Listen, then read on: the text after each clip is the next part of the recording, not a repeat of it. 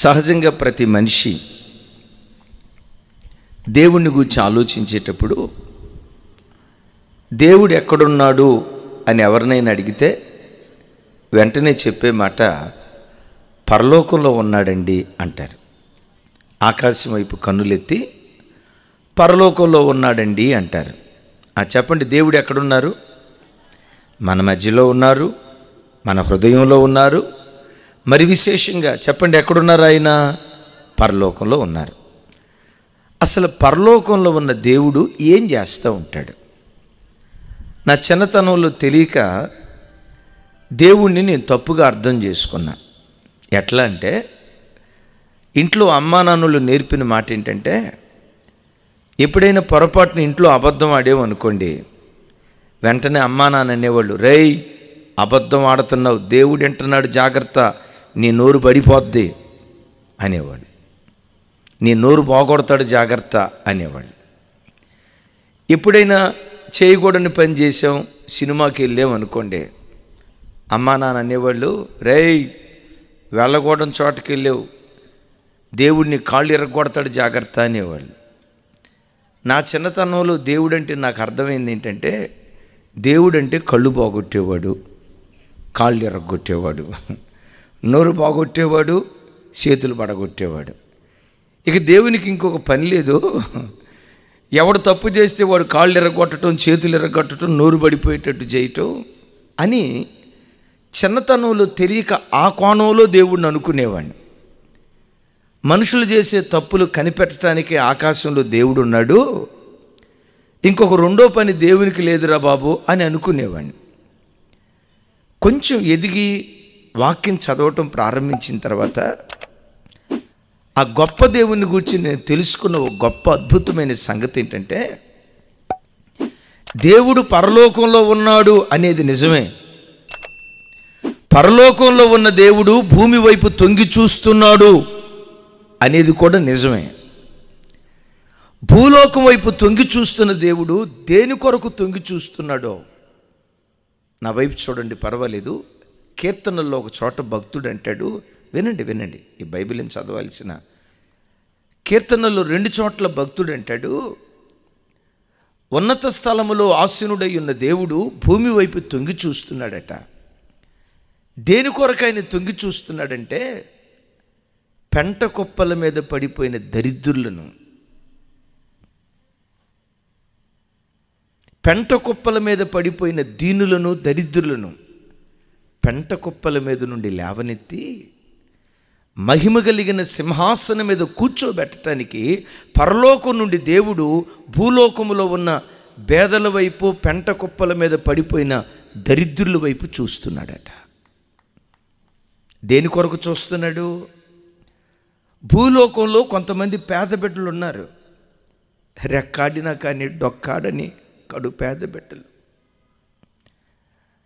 వర్షానికి తడిచిపోయే పూరింట్లో బ్రతికే బిడ్డలు, మట్టి కుప్పల్లో డొరిలాడేటువంటి బిడ్డలు, చాలని పరిస్థితుల్లో పేదరికాన్ని అనుభవిస్తూ అయ్యో ఎలాంటి బ్రతుకు మేము ఎందుకు బ్రతుకుతున్నావని కన్నీరు మున్నీరుగా ఏడుస్తున్న ప్రజలు భూమి మీద కొంతమంది ఉన్నారు.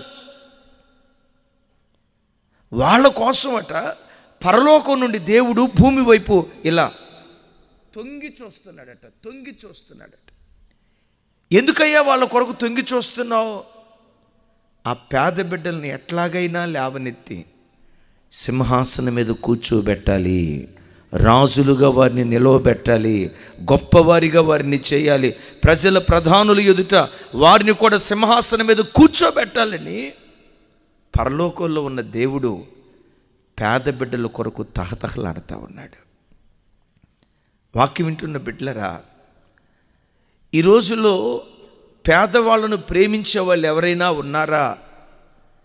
పేదవాళ్ళను చేరదీసేవాళ్ళు, పేదవాళ్ళ మీద మనసు పెట్టేవాళ్ళు ఎవరైనా ఉన్నారని ఆలోచిస్తే నాకు తెలిసి పేదవాళ్ళను గురించి మాట్లాడేవాళ్ళు, పేదవాళ్ళను గురించి ఆలోచించేవాళ్ళు ఈ భూమి మీద నాకు తెలిసి ఇద్దరు ఉన్నారు. ఎవరో చెప్పమంటారా? మొట్టమొదట రాజకీయ నాయకులు, రెండవది మనం ఆరాధించే మన ఆరాధ్య దైవం ప్రభు అయిన యేసుక్రీస్తు వారు. విచిత్రం చెప్తా, రాజకీయ నాయకులకి పేదోళ్ళు ఎప్పుడు గుర్తొస్తారు? భలే చెప్పారు తల్లే. ఎలక్షన్లు వచ్చేటప్పుడు పేదోళ్ళు బాగా గుర్తొస్తారు. అలాగని రాజకీయ నాయకులందరూ అలా ఉంటారని నేను అనను, కానీ రాజకీయ నాయకులకి ఎలక్షన్లు వచ్చే ముందు పేదోళ్ళు గుర్తొస్తారు. ఒక్కసారి గెలిచాడంటే ఇక మన సార్ కనపడ్డం. ఆ మధ్య ఆంధ్రాలో మన ప్రాంతంలో ఒక చోట గోడల మీద పోస్టర్లు కనపడుతున్నాయి. ఏమైందో తెలుసా? మా ఎంపీ కనపడట్లేదు, మా ఎంపీ కనపడట్లేదు, మీకేమైనా కనపడితే మాకు అడ్రస్ చెప్పండి అని రాశారు. వాళ్ళు పోస్టర్లు వేశారు. నా ప్రభు బిడ్డలారా, నేను ప్రకటించే నా యేసుక్రీస్తు రాజకీయ నాయకుల వంటి వాడు కాదు. ఆ పేదవాళ్ళ పేరు చెప్పుకొని వాళ్ళ ద్వారా లబ్ధి పొందాలని ప్రయత్నం చేసే దేవుడు కాదు. నేను ప్రకటించే యేసుక్రీస్తు ఎవరో తెలుసా? దరిద్రుని ఐశ్వర్యవంతునిగా మార్చటానికి ఆయనే పరలోకము నుండి దిగివచ్చి మనందరి కొరకు దరిద్రుడిగా మారిపోయాడు ఆయన. ఈరోజు వాక్యం వింటున్న బిడ్డలారా, నీ పేద స్థితిని బట్టి నీ సొంత వాళ్ళే ఒకవేళ నిన్ను చిన్న చూపు చూస్తున్నారేమో. ఇది ఎంత, దీని బ్రతికెంత, వీడెంత, వీడి బ్రతికెంత, రెక్కాడితే కానీ డొక్కాడని పేద పరిస్థితి, వీళ్ళెంత, వీళ్ళ కుటుంబాలు ఎంత అని నీ పేదరికాన్ని బట్టి నీ సొంత బంధువులే, నీ సొంత రక్త సంబంధికులే, నీ సొంత తోబుట్టువులే, నీ సొంత అన్నదమ్ములే నీ పేదరికాన్ని బట్టి చిన్న చూపు చూస్తూ ఒకవేళ నిన్ను తృణీకరించారేమో. నేను ప్రకటించే నా దేవుడు ఎవరో తెలుసా? తృణీకరించబడిన నిన్నే మూలకు తలరాయిగా మార్చే దేవుడు. ఏ గ్రామంలో తృణీకరించబడ్డావో, ఏ ప్రజల మధ్యలో తృణీకరించబడ్డావో, ఏ బంధువుల మధ్యలో తృణీకరించబడ్డావో, ఏ స్నేహితుల మధ్యలో నువ్వు తృణీకరించబడ్డావో, తృణీకరించబడిన ప్రజల మధ్యలోనే మూలకు తలరాయిగా నిన్ను నిలవబెట్టేవాడు నేను ప్రకటించే యేసుక్రీస్తు.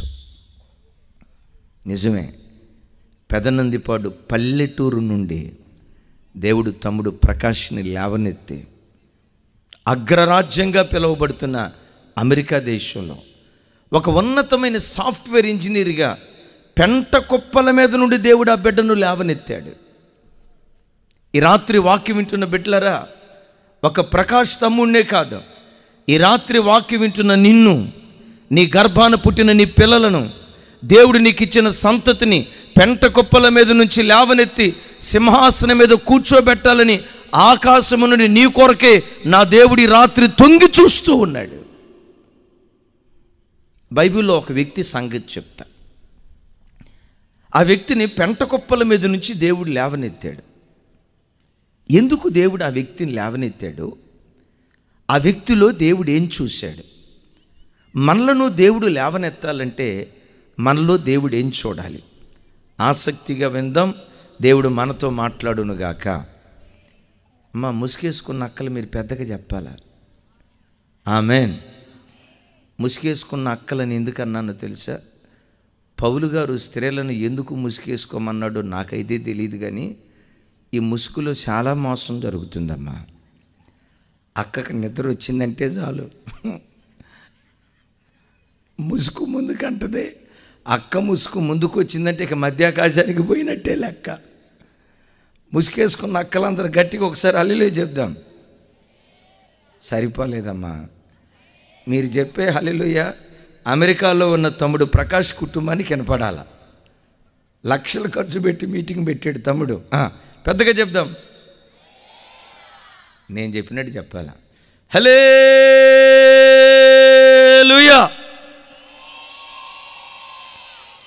అది తిన్నది అరిగిపోవాలంతే. దేవుడు మీ అందరినీ దీవించుగాక. అతడు పుట్టినప్పుడు అతనికి పెట్టిన పేరు ఏంటంటే, పేరు తర్వాత చెప్తా, ఆ పేరుకున్న అర్థం కొద్దిపాటి మనుష్యుడు. చెప్పండి, కొద్దిపాటి మనుష్యుడు. అర్థం కాలేదు. సహజంగా ఏ తల్లైనా తన పిల్లలకు పేర్లు పెట్టేటప్పుడు అందమైన పేర్లు పెడతారు, బహు చక్కటి పేర్లు పెడతారు. అడుగు ముక్కున్నా లేకపోయినా, ముఖం సరిగ్గా ఉన్నా లేకపోయినా పేర్లు మాత్రం ఎంత అద్భుతంగా ఉంటాయి అంటే అంత అద్భుతంగా ఉంటాయి. కారణం ఏంటో తెలియదు. ఈయన పేరు అంత అద్భుతంగా ఉండదు, ఆ పేరుకి అర్థం కూడా అంత అద్భుతంగా ఉండదు. సహజంగా ఏ తల్లిదండ్రులైనా పిల్లలకు పేర్లు పెట్టేటప్పుడు వెతికి వెతికి మంచి పేర్లు పెడతారా లేదా చెప్పాలమ్మా. ఏలూరులో ఒకసారి నేను మీటింగ్కి వెళ్ళా. మధ్యాహ్నం ప్రార్థన అయిపోయిన తర్వాత ఒక పెద్ద ఆవిడ వచ్చి, అయ్యగారు మా చిరంజీవి కొరకు శ్రీదేవి కొరకు ప్రార్థన చేయండి అయ్యగారు అంది. నా కోపం వచ్చి, అమ్మమ్మ చిరంజీవి కొరకు శ్రీదేవి కొరకు ప్రార్థన చేయటానికి మేము సేవకు వచ్చింది అంటే ఆమంది, అయ్యో అయ్యగారు చిరంజీవి అంటే ఎవరు అనుకున్నారు, మా మనవడే అంది. మా మనవడే అంది. ఏం పేరు పెట్టావమ్మా అన్నాను. చిరంజీవి అంది. మనవరాలకి ఏ పేరు పెట్టావమ్మా అన్నాను. శ్రీదేవి అంది. సరేలే అమ్మ ప్రార్థన చేస్తానని లోపు, ఆగయ్య గారు మా పిల్లలు ఎక్కడే ఉన్నారు పిలుస్తా నాకు అంది. కేకేసింది, ఒరే చిరంజీవి ఎక్కడున్నావు రారా అంది. వాడు వస్తున్నాడు. ఈ చిరంజీవి ఎట్టుంటాడో చూద్దామని ఆడివైపు చూస్తున్నా. వస్తున్నాడు. అద్భుతం తెలుసా, వాడి ఒంటి మీద నూలు పోగులేదు. దిగంబర స్వామి యోగి వేమన వంశంలో పుట్టినట్టున్నాడు. ఒంటి మీద బట్టలేదు. ఒంటి మీద బట్ట లేకుండా వాడు వస్తూ ఉంటే నేను అడుగుతున్నాను ఆమెని, అమ్మ చిరంజీవి అక్కడ అన్న. ఈ అబ్బాయి అయ్య గారు అంటది, మా మనవడికి ఏం తక్కువైంది అయ్య గారు. తక్కువగా అలా అన్నీ ఎక్కువైనాయి. సరేనమ్మా ప్రార్థన చేస్తానని లోపు, ఆగండి అయ్య గారు మా మనవరాలను కూడా పిలుస్తాను అంది. అమ్మ చిరంజీవి గారిని చూస్తే నా కళ్ళు తిరిగిపోయినాయి. మళ్ళా ఆ శ్రీదేవిని చూస్తే నాకేమైపోద్దా, వద్దులే అమ్మంటే అట్టెట్టాకయ్య గారు మనవరాలు కూడా పిలుస్తా నాకు అంది. మనవరాలు పిలిచింది. ఆ మనవరాలు ఎట్టుంటుందో చూద్దామని నేను చూస్తూ ఉంటే అద్భుతం. ఆడబిడ్డ కదా పాపం, ఒంటి మీద బట్ట ఉంది, చిన్న బిడ్డ ఒంటి మీద బట్టలు ఉన్నాయి. కాకపోతే ముక్కులో నుంచి పాములు బయటకు వస్తున్నాయి. పరిస్థితి ఏంటో తెలుసా అంటుంది. అవి ఆగుతాయా, మరలా బయటకు వస్తున్నాయి. ఇక ఆ పాప ఏం చేసింది అది చెప్పలేనులే నేను. ఇక చెప్పాలంటే నాలుగు పని చెప్పింది. దరిద్రం. నాకు అర్థం కాని విషయం ఏంటంటే, చదువులేని తల్లి తన మనవరాలకి మనవడికి ఎంత చక్కటి పేరు పెట్టిందో. కానీ ఎందుకో తెలియదు, ఇప్పుడు నేను చెప్పబోయే వ్యక్తికి బైబిల్లో ఆ తల్లిదండ్రులు అంత మంచి అర్థాన్ని ఇచ్చే పేరేం పెట్టలేదు. ఆ పేరుకున్న అర్థం ఏంటంటే కొద్దిపాటి మనుష్యుడు. పేరుకు తగినట్లుగానే కొద్దిపాటి ఉద్యోగం దొరికింది. పేరుకు తగ్గట్టుగానే కొద్దిపాటి ఉద్యోగం. ఏంటా ఉద్యోగం అనుకున్నారు? Gate watchmen. ఏ వాచ్మెన్? Gate watchmen. చిన్న ఉద్యోగం, కొద్దిపాటి ఉద్యోగం దొరికింది. కానీ అద్భుతం తెలుసా, ఆ కొద్దిపాటి చిన్న ఉద్యోగంలో కూడా నమ్మకంగా బ్రతుకుతూ దేవుని యందు భయభక్తులు కలిగి ఒక నిఖార్సైన భక్తి జీవితం చేస్తూ ఉద్యోగ ధర్మానికి 100% న్యాయం చేస్తూ దేవుని యొడల భయభక్తులు కలిగి నమ్మకంగా బ్రతుకుతూ వచ్చాడు. ఆకాశమందలి దేవుడు ఆయన నమ్మకత్వాన్ని చూసి పెంట కుప్పల మీద నుండి లేవనెత్తి, ఆ గేట్ కాపలాదారుడు వాచ్మెన్ ఉద్యోగం నుండి లేవనెత్తి ఆ దేశానికి ప్రధానమంత్రిగా దేవుడు ఆయన నిలవబెట్టాడు. ఎవరాయని చెప్పండి? అబ్బా మా తల్లి, దేవుడు నిన్ను దీవించుగాక. అమ్మ నీ పిల్లల్ని మొర్దకైని దీవించినట్లుగా నీ పిల్లల్ని దేవుడు దీవించుగాక. ఆమెన్. ఆయన పేరేంటంటే మొర్దకై. మొర్దకై అనే పేరుకున్న అర్థం కొద్దిపాటి మనుష్యుడు. ఆ కొద్దిపాటి మనుష్యుడు గేట్ వాచ్మెన్గా ఉద్యోగం చేసేవాడు. దేవుడు ఆయన లేవనెత్తి 127 సంస్థానాలకి, కూషు దేశం మొదలుకొని హిందూ దేశం వరకు, అంటే ఈ 127 సంస్థానాలకి ప్రధానమంత్రిగా ఉన్నాడు. మరొక శుభవార్త చెప్పమంటారా? ఈ మొర్దకై మన భారతదేశానికి కూడా ప్రధానమంత్రిగా ఉన్నాడు. 127 సంస్థానాలకి. ఈ రాత్రి వాక్యం వింటున్న క్రైస్తవ జనమా, దేవుడు నన్ను ఎందుకు పేదోడుగా పుట్టించాడు? దేవుడు నన్ను ఎందుకు పూరింట్లో పుట్టించాడు? ఈ దారిద్ర్యపు స్థితిలో దేవుడు నన్ను ఎందుకు పుట్టించాడు? బ్రతుకు కాలమంతా ఈ పేదరికం అనుభవించాల్సిందేనా? బ్రతుకు కాలమంతా ఈ కష్టం అనుభవించాల్సిందేనా? బ్రతుకు కాలమంతా ఈ దుఃఖం అనుభవించాల్సిందేనా? ఎంతకాలం ఈ పేదరికం, ఎంతకాలం ఈ కన్నీళ్ళు, ఎంతకాలం ఈ దుఃఖం, ఎంతకాలం ఈ అంగలార్పని? ఒకవేళ ఈ రాత్రి ఏడుస్తూ ఈ వాక్యం వింటున్నావేమో, నీకు ఒక శుభవార్త. నీ అంగలార్పును నాట్యంగా మార్చటానికే పెంట కుప్పల మీద నుండి నిన్ను లేవనెత్తి ప్రజల ప్రధానులతో కూడా సింహాసనం మీద నిన్ను కూర్చోబెట్టడానికే. విశ్వసించు, ఈ రాత్రి పరలోకము నుండి నేను ప్రకటించే నా దేవుడు నీ వైపే ఆయన తొంగి చూస్తూ ఉన్నాడు. నీ వైపే ఆయన తొంగి చూస్తున్నాడు. ఒకవేళ ఈ రాత్రి వాక్యం వింటున్న నీ బ్రతుకులో మైదానంలో కూర్చొని వాక్యం వింటున్నావేమో, చెల్లి, నీ వైపే యేసయ్య తొంగి చూస్తున్నాడు రా. తమ్ముడా, సరైన ఉద్యోగం లేక ఆర్థికంగా చితికిపోయి అప్పుల పాలైపోయి నేను ఈ బ్రతికే కంటే నేను చస్తే మంచిదని ఒకవేళ చావును కోరుకొని ఒకవేళ ఈ ప్రార్థనా కూటానికి వచ్చి ఒక మూలను కూర్చొని వాక్యం వింటున్నావేమో, నా ప్రియ తమ్ముడా, నీ వైపే పరలోకం నుంచి ఈ రాత్రి దేవుడు తొంగి చూస్తున్నాడు. ఒకవేళ రాలేని పరిస్థితిలో గృహములో ఉండి ఈ రాత్రి వాక్యం వింటున్నావేమో, ఇంట్లో కుర్చీలో కూర్చొని మంచం మీద పండుకొని ఒకవేళ ఈ రాత్రి వాక్యం వింటున్నావేమో, ఇంట్లో కూర్చొని వాక్యం వింటున్నావో తల్లి, పరలోకం నుంచి నేను ప్రకటించే యేసయ్య నీ వైపే ఆయన తొంగి చూస్తున్నాడు.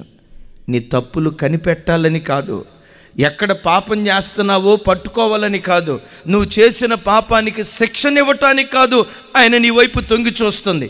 నీ వైపు ఆయన తొంగి చూడటానికి కలిగిన కారణం, ఏ విధం చేతనైనా పెంట కుప్పల మీద నుండి లేవనెత్తి లోకంలో సింహాసనం మీద కూర్చోబెట్టాలని, దానికి మించి పరలోక రాజ్యములో మహిమ కలిగిన సింహాసనం మీద మన ఒక్కొక్కరిని కూర్చోబెట్టాలని పరలోకము నుండి రాత్రి దేవుడు మన వైపు తొంగి చూస్తూ ఉన్నాడు.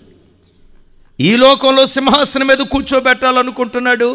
దానికి మించి అసలు సిసలు రాజ్యం, పరలోక రాజ్యంలో మహిమ కలిగిన సింహాసనం మీద ఆయన కూర్చోబెట్టాలని ఆశపడుతున్నాడు. దేవుడు అలా మనం బలపరచునుగాక. మొర్దెకై పెంట కుప్పల మీద నుంచి దేవుడు నిన్ను లేవనెత్తటానికి కారణం ఏంటయ్యా? ఒకవేళ మొర్దెకై చెప్పలేకపోవచ్చు. దేవుణ్ణి అడిగితే, దేవా, 127 సంస్థానాలలో ఎంతోమంది యూదులు ఉన్నారు, ఈ మొర్దెకైని ఎందుకు పెంట కుప్పల మీద నుంచి నువ్వు లేవనెత్తావు? మొర్దెకైలో నువ్వేం చూసావు?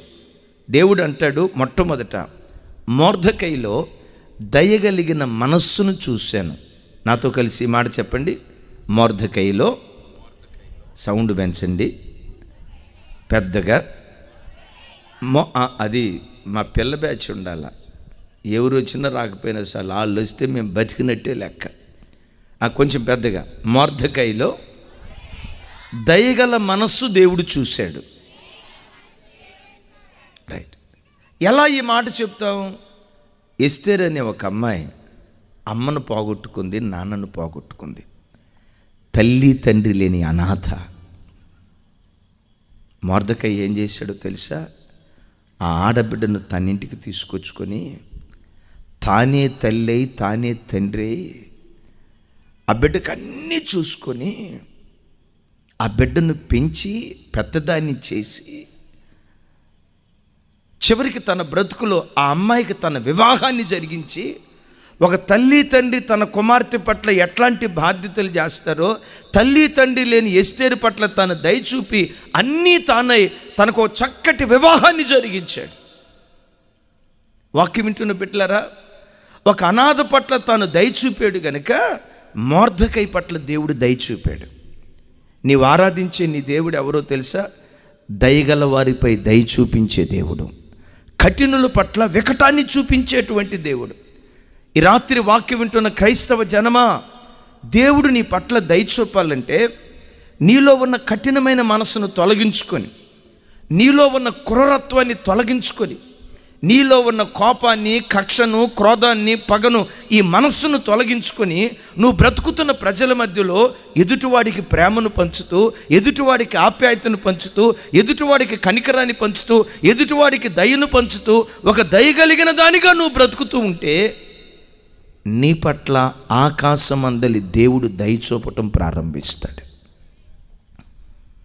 ఓ రోజు మా ప్రాంతంలో ఒక ఆయన నాకు ఎదురుపడ్డాడు.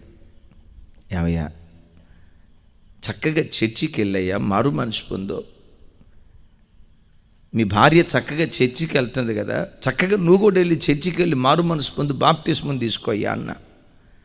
నా వైపు చూసి ఏమన్నాడు తెలుసా? అయ్యగారు, మా ఆవిడ మారితే నేను కూడా మారతాను అయ్యగారు అన్నాడు. మా ఆవిడ మారితే నేను కూడా మారతానంటే వింటయ్యా, మీ ఆవిడ మారు మనసు పొంది బాప్తిస్మం తీసుకొని ఇప్పటికి 9 సంవత్సరాలు అవుతుందే, ఇప్పుడు కొత్తగా మారేది ఏంటయ్యా? మీ ఆవిడ ఎప్పుడో 9 సంవత్సరాల క్రితం మారు మనసు పొంది బాప్తిస్మం తీసుకుందిగా అన్న. నా వైపు చూసి నవ్వుతా అంటాడు, అయ్యగారు మీరు ఏమనుకున్నట్టే ఒక మాట చెప్తా, ఈ భూమి మీద మీ పాస్టర్లు అంత అమాయకులు ఇంకొకరు ఎవరు లేరు అయ్యగారు అన్నాడు. నా గుండె పగిలిపోయింది. ఏం మాట్లాడుతున్నావయ్యా అన్న. మీ పాస్టర్ గారు అంత అమాయకులు భూమి మీదే లేరయ్య గారు అన్నాడు.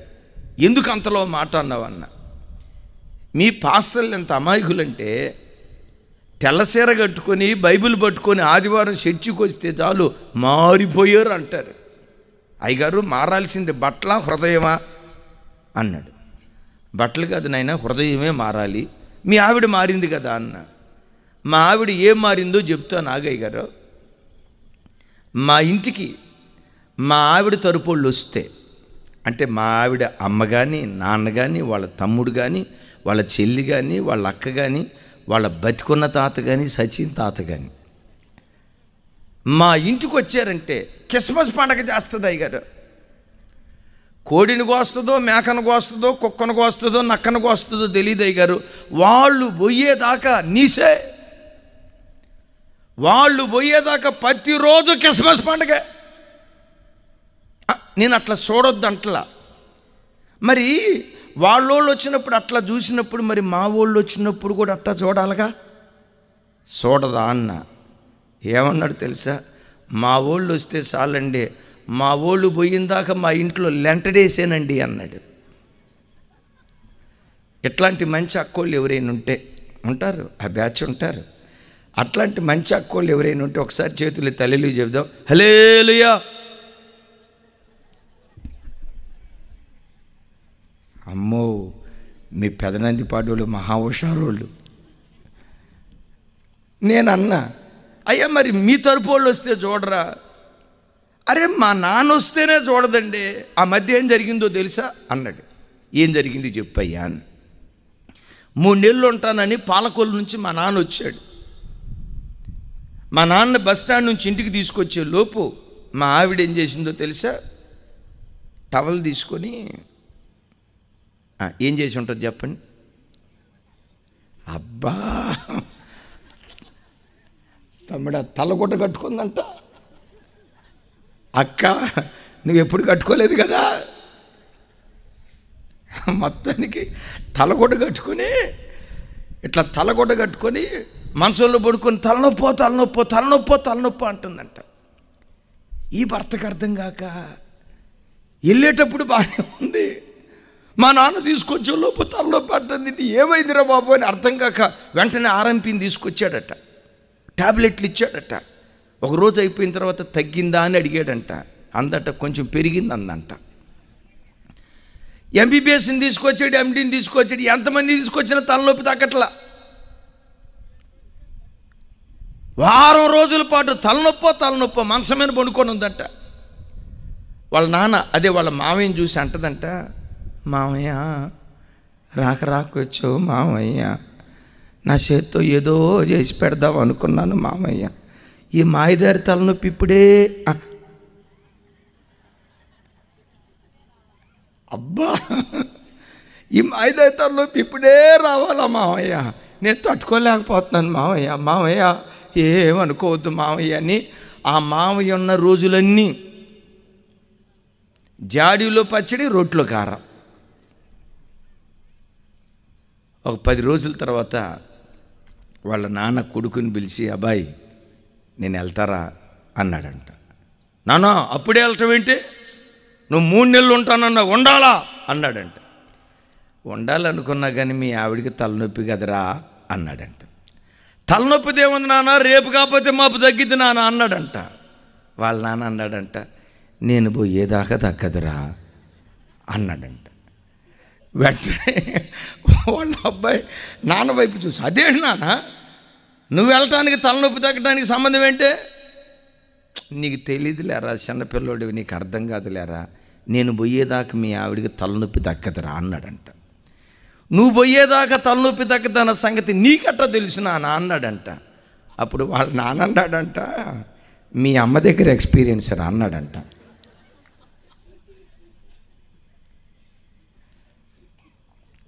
కొంతమంది కోడళ్ళు ఉంటారు, ప్రార్థనకు వస్తారు కానీ దుర్మార్గురాళ్ళు. మందిరానికి వచ్చి కడవడు కన్నీళ్లు గారుస్తారు కానీ వృద్ధాప్యంలో ఉన్న అత్తకు గ్లాసుడు మంచినీళ్ళు ఎవరు? అది దయగలిగిన మనసా? అది కనికరం కలిగిన మనసా? అది ఆప్యాయత కలిగిన మనసా? శత్రువు పట్ల కూడా దేవుడు దయ చూపించమంటే, కన్న తల్లిదండ్రుల పట్ల నువ్వు దయ చూపించకపోతే నీవెలా దయగలిగిన వాడివి? శత్రువు పట్ల కూడా దయ చూపించమంటే, వృద్ధాప్యంలో ఉన్న అత్తాపామల పట్ల నువ్వు దయ చూపించకపోతే నీవెలా దయగలిగిన దానివి? అరే, శత్రువు పట్ల కూడా కనికరం చూపించమని ప్రభు మనకు నేర్పిస్తూ ఉంటే, నీ సొంత తోబుట్టువు పట్ల, నీ సొంత తోడుకోడల పట్ల, నీ సొంత అత్త పట్ల, నీ సొంత మామ పట్ల, నీ సొంత అక్క పట్ల నువ్వు దయ చూపకపోతే క్రైస్తవ జనమా ఇంకా మనం మారింది ఎక్కడ? పెంట కుప్పల మీద నుంచి మొర్దెకైని దేవుడు లేవనెత్తటానికి కలిగిన ప్రప్రభం మొట్టమొదటి కారణం ఈ మొర్దెకై దయగలిగిన వాడు. నేనంట, నీ వెళ్ళే సంఘంలో దయగలిగిన దానిగా బ్రతుకు. నీ చుట్టూతో పేదలు కొంతమంది ఉంటారు, నీ చుట్టూతో కొంతమంది అనాథలు, వెధవరాండ్రు, దిక్కులేని వారు ఉంటారు. నీకు కలిగిన దానిలో ఎంతో కొంత ఆ పేద బిడ్డలకు నువ్వు సహాయం చేయి. ఎంతో కొంత ఆ కష్టాల మధ్యలో ఉన్న బిడ్డలకు నువ్వు సహాయం చేయి. వారికి నువ్వు అలా సహాయం చేస్తా వెళ్తూ ఉంటే, నీకెప్పుడైనా కష్టం వచ్చినప్పుడు నువ్వు చూపిన దయను బట్టి దేవుడు నీ పట్ల దయ చూపించడం ప్రారంభించును గాక. చప్పట్లు కొడితే యేసయ్యకు స్తోత్రాలు చెప్దాం. దీన్ని ఇంకో కోణంలో చెప్తాను. తల్లి తండ్రి లేని అనాథను తను పెంచి పెద్ద చేసి రాజుతో వివాహం చేశాడు. నా ప్రభు బిడ్డలారా, శారీరకంగా తల్లిదండ్రులు ఉన్న వాళ్ళు ఉన్నారు కానీ ఆధ్యాత్మికంగా తల్లిదండ్రులు లేని బిడ్డలు లోకంలో కోకొల్లలుగా ఉన్నారు. ఎవరు తండ్రి లేని బిడ్డ? నిజంగా శరీర సంబంధమైన తండ్రి లేనివాడు కాదు తండ్రి లేని బిడ్డ. అసలు తండ్రి లేని బిడ్డ ఎవరో తెలుసా? నిజదేవుడు ఎవరో తెలియక, ఈ సృష్టిని సృష్టించిన తండ్రి ఎవరో తెలియక, ఈ సర్వ సృష్టికి కారణభూతుడైన తండ్రి ఎవరో తెలియక, దైవము కాని వాటిని ఆరాధించే ప్రతి వ్యక్తి తండ్రి లేనివాడే. జీవము లేని వాటిని ఆరాధించే ప్రతివాడు తండ్రి లేనివాడే. క్రైస్తవ జనమా, నా బాధ్యత ఏంటో తెలుసా? ఆ తండ్రి లేని ప్రజలకు పరలోకపు తండ్రిని మనం పరిచయం చేయాలి. విన్నారా ఈ మాట? తమ్ముడు ప్రకాష్, ఆ బిడ్డ గుండెల్లో ఉన్న ఆరాటం ఏంటో తెలుసా? ఒకసారి చూడండి. ఆ బిడ్డ గుండెల్లో ఉన్న ఆరాటం ఏంటో తెలుసా? ఆ పరలోకపు తండ్రిని ఏ విధం చేతనైనా నా గ్రామ ప్రజలకు పరిచయం చేయాలి, ఈ సువార్త సభలకు వచ్చే ప్రజలకు పరిచయం చేయాలి, నా పరలోకపు తండ్రిని నా గ్రామస్తులకు పరిచయం చేయాలని ఆ మొర్దెకైలాగా కొన్ని లక్షల రూపాయల బరువు తన భుజాల మీద వేసుకొని ఈ సత్య సువార్తను మీకు అందిస్తున్నాడు. ఏ రోజుకైనా మొర్దెకైని లేవనెత్తినట్లుగా నిశ్చయముగా తమ్ముడిని ఇంకా దేవుడు లేవనెత్తి వర్ధలు చేయును గాక. చప్పట్లు కొడితే యేసయ్యకు స్తోత్రాలు చెప్దాం. ఇందాక ఆ సహోదరి సాక్ష్యం చెప్పారు, గిరిజా గారు. చూడండి, వీరు విగ్రహారాధికులుగా బ్రతుకుతున్నప్పుడు వాళ్ళ ఇంటి ఎదురున్నటువంటి క్రైస్తవులు ఎంత భారభరితమైన మనసు. రోజు వీళ్ళ గృహాన్ని చూడటం అంట, ఏడవటం. ప్రభా, ఎలాగైనా వీళ్ళకి తండ్రి పరిచయం కావాలి, నిజదేవుణ్ణి వాళ్ళు తెలుసుకోవాలని ఎన్ని సంవత్సరాలు ఏడ్చారో. ఈ భారం మన గుండెల్లో ఉందా? నశించిపోతున్న ఆత్మల కొరకు కన్నీళ్లు కార్చే ఆత్మ మనకుందా? విగ్రహారాధికులైన ప్రజలను ప్రభు తట్టు తిప్పే ఆ మనస్సు కలిగి దేవుని సన్నిధిలో మనం బ్రతుకుతున్నామా? ఇంకొక బాధాకరమైన సంగతి ఏంటో తెలుసా? తాతల ముత్తాతల కాలం నుంచి క్రైస్తవ్యంలో ఉన్న ప్రజలకు కొంతమందికి భారం లేదు. అదే అన్ని కుటుంబాల్లో నుంచి ప్రభు దగ్గరకు వస్తారు చూసారా? విగ్రహారాధన కుటుంబాల నుంచి ప్రభు దగ్గరకు వచ్చిన ప్రజల్లో అనేక మంది నశించిపోతున్న ఆత్మల కొరకు భారంతో బ్రతుకుతూ వస్తూ ఉన్నారు. గుండెల్లో బాధ ఏంటో తెలుసా? యేసయ్య దుఃఖంతో అన్నట్లుగా మొదటివారు కడపటివారు అవుతున్నారు. కడపటివారు సౌండ్ పెంచాల. మొదటివారు కడపటివారు అవుతున్నారు. మొదటివారు అంటే ఎవరు? సువార్త మొట్టమొదట పొందుకున్న క్రైస్తవులు. కడపటి వారంటే ఎవరు? ప్రభు దగ్గరికి ఆలస్యంగా వచ్చిన విగ్రహారాధికులు. ఆలస్యంగా వచ్చిన ప్రజల గుండెల్లో భారం.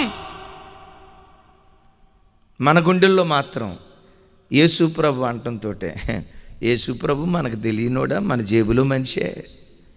యేసు ప్రభు మనకు తెలియనోడా? మన బాబాయే, మన చుట్టమే. ఇలాంటి పరిస్థితుల్లో కొన్ని కుటుంబాలు ఉంటున్నాయి. నా ప్రభు బిడ్డలారా, మొర్దెకైలాగా నశించిపోతున్న ప్రజల పట్ల భారం కలిగి తండ్రి లేని బిడ్డలకు పరలోకపు తండ్రిని మనం ఇద్దాం. తల్లి లేని బిడ్డలు ఉన్నారు. తల్లి ఏదో తెలుసా? సంఘం. సరి అయిన సంఘం లేక నామకార్థ స్థితిలో కొట్టుమిట్టాడుతున్న ప్రజలు లోకంలో కొంతమంది ఉన్నారు.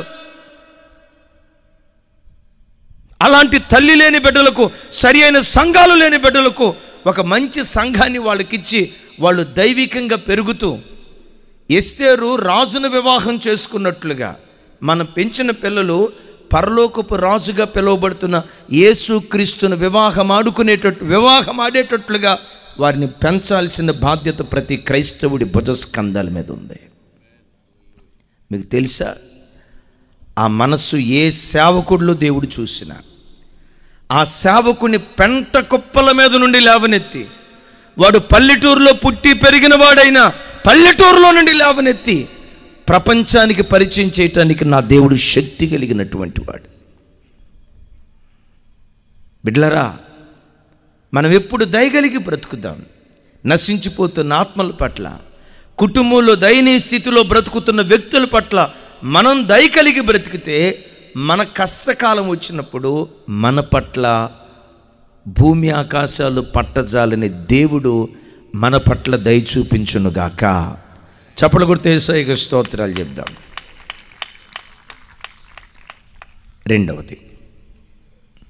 రెండవది అందరూ చూడండి. రెండవది నమ్మకమైన వాడు. ఏంటి అతనిలో ఉన్న నమ్మకత్వం? తను గేట్ కీపర్గా పనిచేసేటప్పుడు ఇద్దరు నపుంసకులు, వాళ్ళిద్దరి పేరు ఏంటంటే బిక్తాను తెరెషు. నాతో కలిసి చెప్పండి, బిక్తాను. సౌండ్ పెంచండి. బిక్తాను తెరెషు. వాళ్ళు కూడా గేట్ వాచ్మెన్లుగా ఉంటూ రాజు మోచేతి నీళ్లు త్రాగుతూ రాజు ద్వారా అన్ని రకాల ఉపకారాలు పొందుకొని చివరికి వీళ్ళేం కుట్ర బన్నుతున్నారు తెలుసా? ఆ రాజును చంపాలని ప్రయత్నం చేస్తున్నారు. ఈ సంగతి మొర్దెకైకి తెలిసింది. వాళ్ళ దుష్టాలోచనలతో తాను ఏకీభవించకుండా రాజును చంపాలని ప్రయత్నం చేస్తున్న ఈ విషయం ఎస్తేరుకు తెలియచేసి తద్వారా నపుంసకులను చంపి రాజును బ్రతికించుకొని రాజనగరంలో తన నమ్మకత్వాన్ని చాటి చెప్పుకున్నాడు. చప్పట్లు కొడుతూ స్తోత్రాలు చెప్దాం. నాతో కలిసి మాట చెప్పండి. నపుంసకులను చంపి రాజును బ్రతికించుకున్నాడు. నాతో కలిసి చెప్పండి గట్టిగా తల్లి. నపుంసకులను చంపి రాజును బ్రతికించుకున్నాడు. రాజు బ్రతకాలంటే ఎవరు చావాలి? నపుంసకులు చస్తేనే రాజు బ్రతుకుతాడు. ఈ సంగతి మొర్దెకై ఎరిగి ఏం చేశాడంటే నపుంసకులను చంపి రాజును బ్రతికించుకున్నాడు. ఆ నమ్మకమైన మనసు చూశాడు. పెంట కుప్పల మీద నుండి దేవుడు లేవనెత్తి మొర్దెకైని సింహాసనం మీద కూర్చోబెట్టాడు. కాలాలు మారినా మారని దేవుడు. పెదనందిపాడు ప్రాంతంలో వాక్యం వింటున్న క్రైస్తవ జనమా, ఈ రాత్రి శబ్దయంత్రం ద్వారా దేవుని వాక్యం వింటున్న ప్రజలారా, కాలాలు మారినా మారని దేవుడు పెంట కుప్పల మీద నుండి మొర్దెకైని ఎలా దేవుడు లేవనెత్తాడో, ఈ రాత్రి నిన్ను, నీ కుటుంబాన్ని, నీ పిల్లలను పెంట కుప్పల మీద నుండి లేవనెత్తాలని ఆకాశము నుండి ఈ రాత్రి నా దేవుడు నీ వైపే తొంగి చూస్తున్నాడు. ఆయన తొంగి చూస్తున్నాడు. ఆయన నీలో దేవుడు ఏం చూడాలో తెలుసా? ఆ నమ్మకమైన మనసు చూడాలి. ఏంటి ఆ నమ్మకత్వం? నపుంసకులను చంపి ఎవరిని బ్రతికించుకున్నాడు? రాజును బ్రతికించుకున్నాడు. బిడ్డలారా, మనలో కూడా కొన్ని నపుంసకత్వపు లక్షణాలు ఉంటాయి. నపుంసకుడు అంటే సహజంగా అటు పురుషుడు కాకుండా ఇటు స్త్రీ కాకుండా, అలాగని శరీర రీతిగా ఎవరైనా నపుంసకులుగా ఉంటే పొరపాటున వాళ్ళను మనం గేలి చేయొద్దు. వాళ్ళని చూసి మనం ప్రార్థన చేయాలి. జన్యుపరమైన లోపాన్ని బట్టి వాళ్ళు పురుషులు కాకుండా, స్త్రీలు కాకుండా నపుంసకులుగా వాళ్ళు పుట్టిన వాళ్ళను చూసి క్రైస్తవులు ఎప్పుడు ఎగతాళి చేయకూడదు, గేలి చేయకూడదు. వాళ్ళని చూసి రేయ్ చూడు చూడు తేడాగాడు వచ్చాడు, చూడు చూడు అనొద్దట్లా. వాళ్ళని చూడటంతో దేవా వాళ్ళు పురుషులు కాకుండా, స్త్రీలు కాకుండా నపుంసకులుగా పుట్టారు, వాళ్ళని కనికరించయ్యా. అలాంటి జన్యుపరమైన లోపాలతో ఎవరు పట్టకుండా వాళ్ళని కనికరించయ్యని వాళ్ళ కొరకు మనం ప్రార్థన చేయాలి. కానీ నపుంసకులను చూసి మనం ఎగతాళి చేయకూడదు. ఇప్పుడు నేను చెప్పబోయే నపుంసకత్వం ఏంటంటే ఆధ్యాత్మికమైన నపుంసకత్వం. అంటే నపుంసకుడు అనేవాడు అటు పురుషుడు కాదు, ఇటు స్త్రీ కాదు, అటు ఇటు కాని వ్యక్తిని నపుంసకులు అంటారని విన్నాం కదా. ఆధ్యాత్మిక నపుంసకత్వం ఏంటో తెలుసా?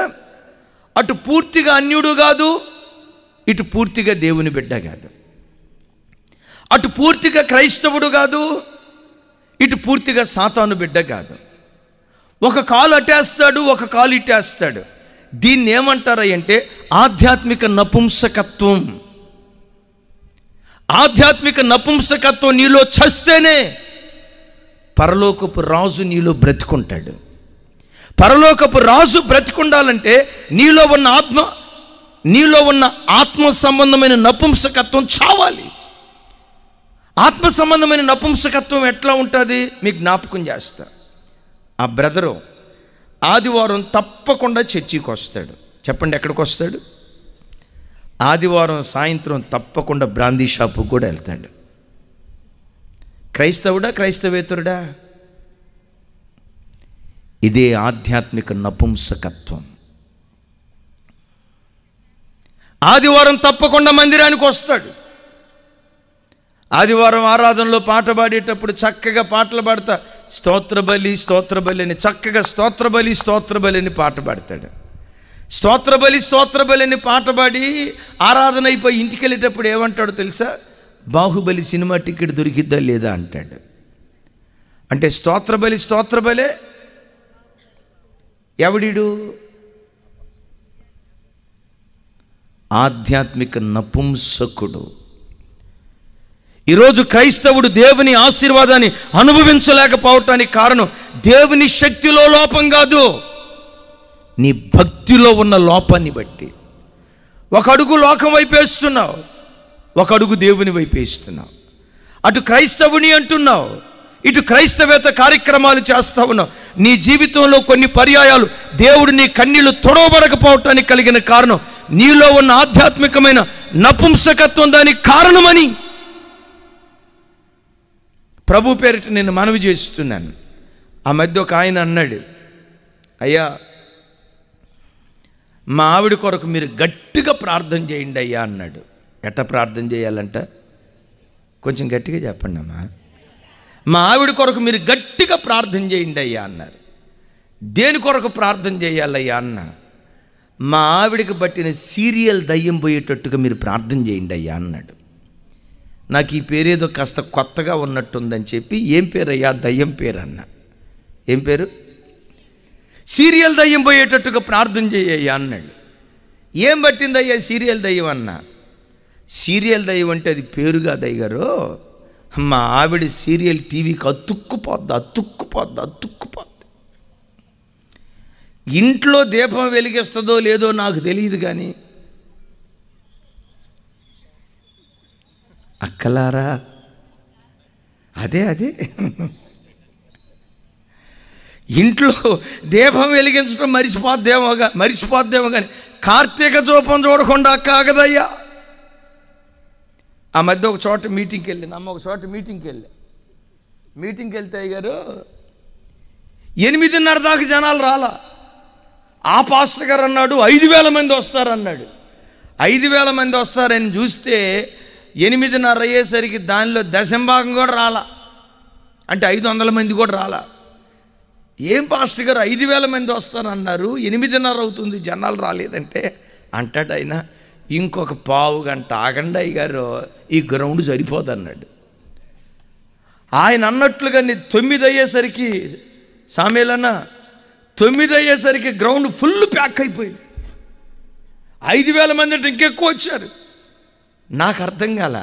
ఈ పాస్టర్ గారిని చూసి అనుకున్నా, అబ్బా పాస్టర్ గారిలో అద్భుతమైన ప్రవచనకర్త ఉన్నాడు, పాస్టర్ గారు నోటితో ఏదంటే అదే జరిగేటట్టుంది అని నాకు ఆయన వైపు చూసి అనుకున్నా, మన సార్ ప్రవక్త ఏమో అనుకున్నా. అయ్యా 8:40 తర్వాత వస్తారని మీకెట్టా తెలిసింది అయ్యా అన్న. అంటాడు ఆయన, కార్తీక దీపం సీరియల్ అయిపోయేది 8:30కి అయ్యారు.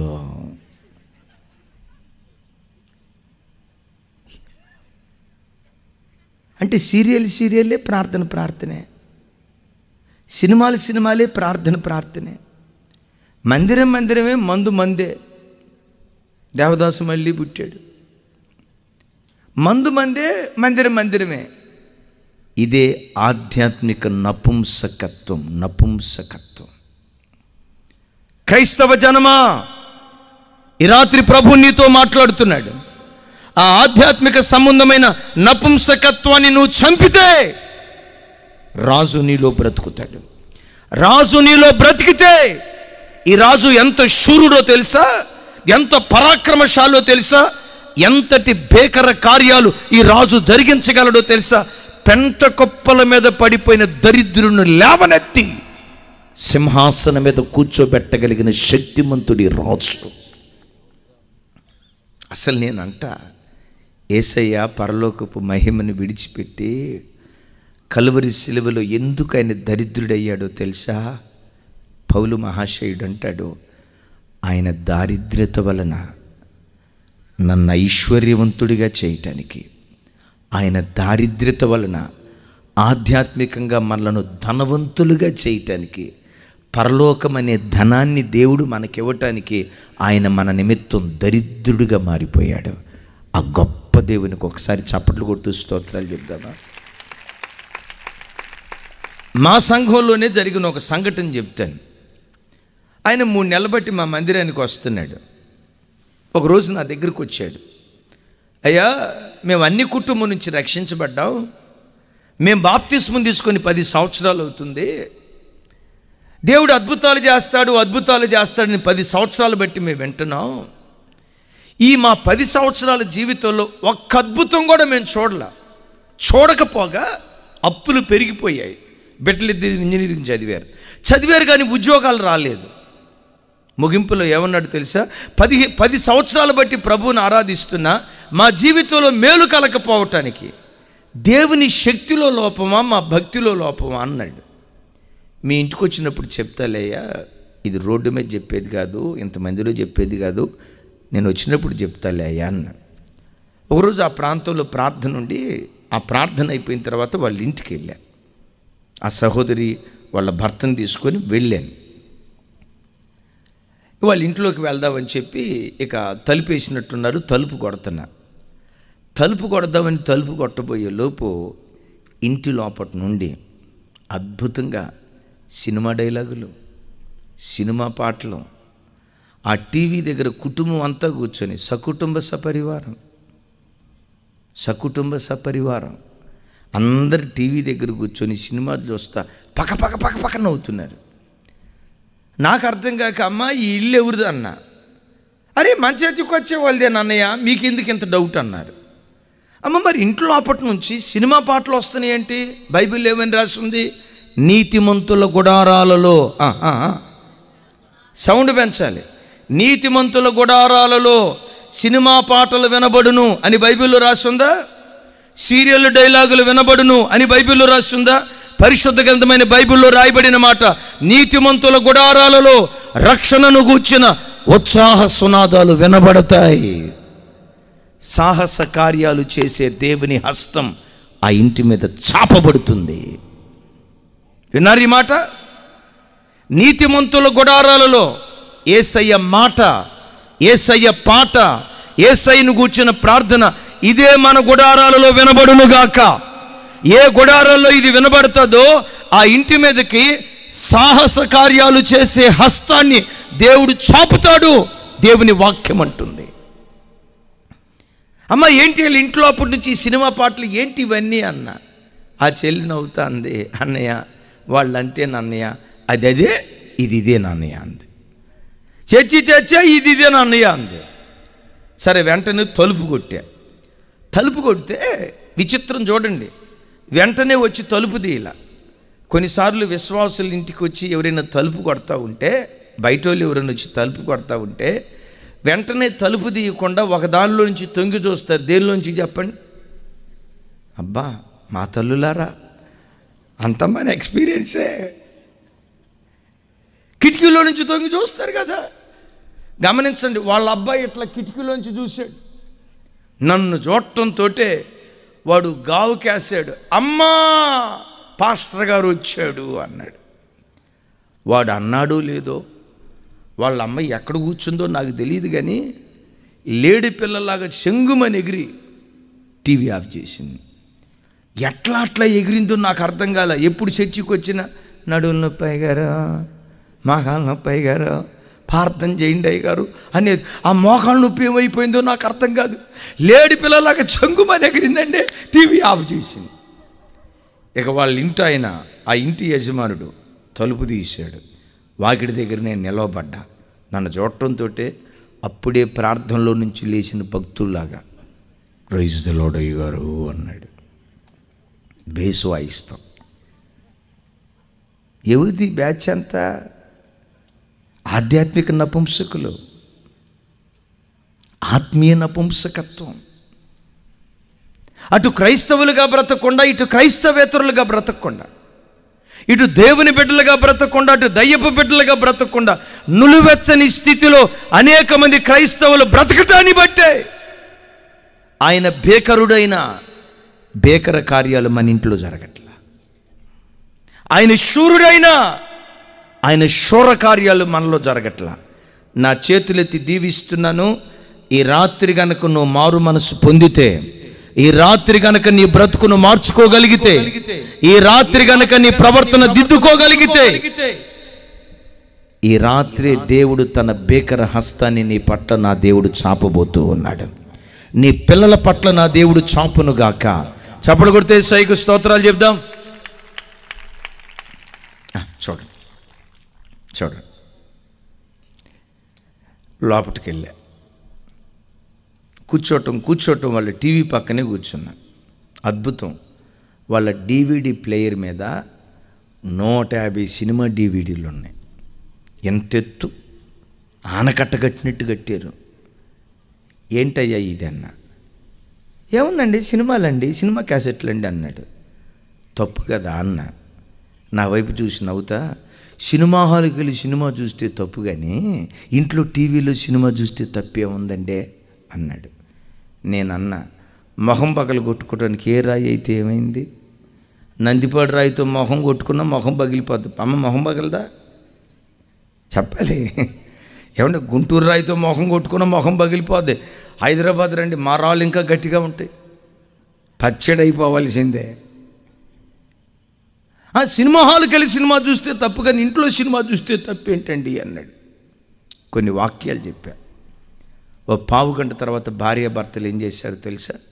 మేము చూస్తూ ఉంటుండగా ఆ సినిమా క్యాసెట్లన్నీ పక్కకు తీసుకుని వెళ్ళి ముక్కలు ముక్కలుగా పగలగొట్టేసి వాటిని తగలబెట్టి, నేను నిలవబడి ఉంటే నా దగ్గరికి వచ్చి మోకరించి, కాళ్ళ దగ్గర అట్లా మోకరించి చేతులు పట్టుకొని అన్నారు, నిజమేనయ్యా, మీరు చెప్పినట్లుగానే మేము దేవుని ఆశ్రయించాం, కానీ దేవుని సన్నిధిలో భక్తిగా బ్రతకాల్సినంత బ్రతకలేకపోయామయ్యా.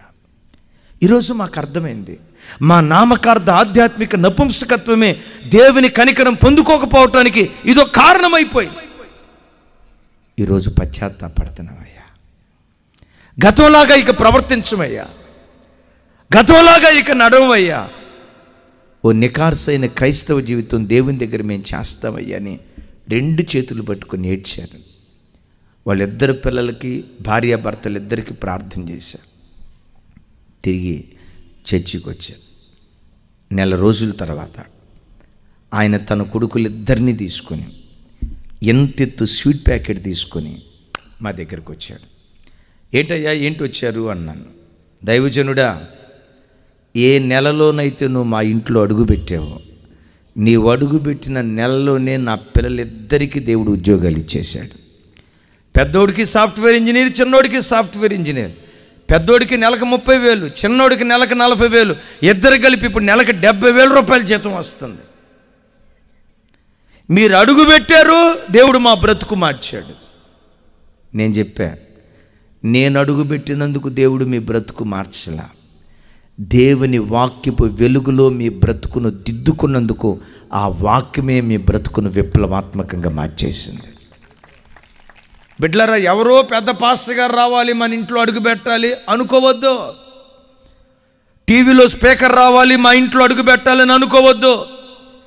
మీ దశ దిశ మార్చే శక్తి ప్రపంచంలో ఏ సేవకునిలో లేదు, ఏ సేవకునిలో లేదు. కానీ ఆ సేవకుని నోట నుంచి వచ్చే సత్యవాక్కు మాత్రం మీ దశ దిశ విప్లవాత్మకంగా మార్చగలుగుతుంది.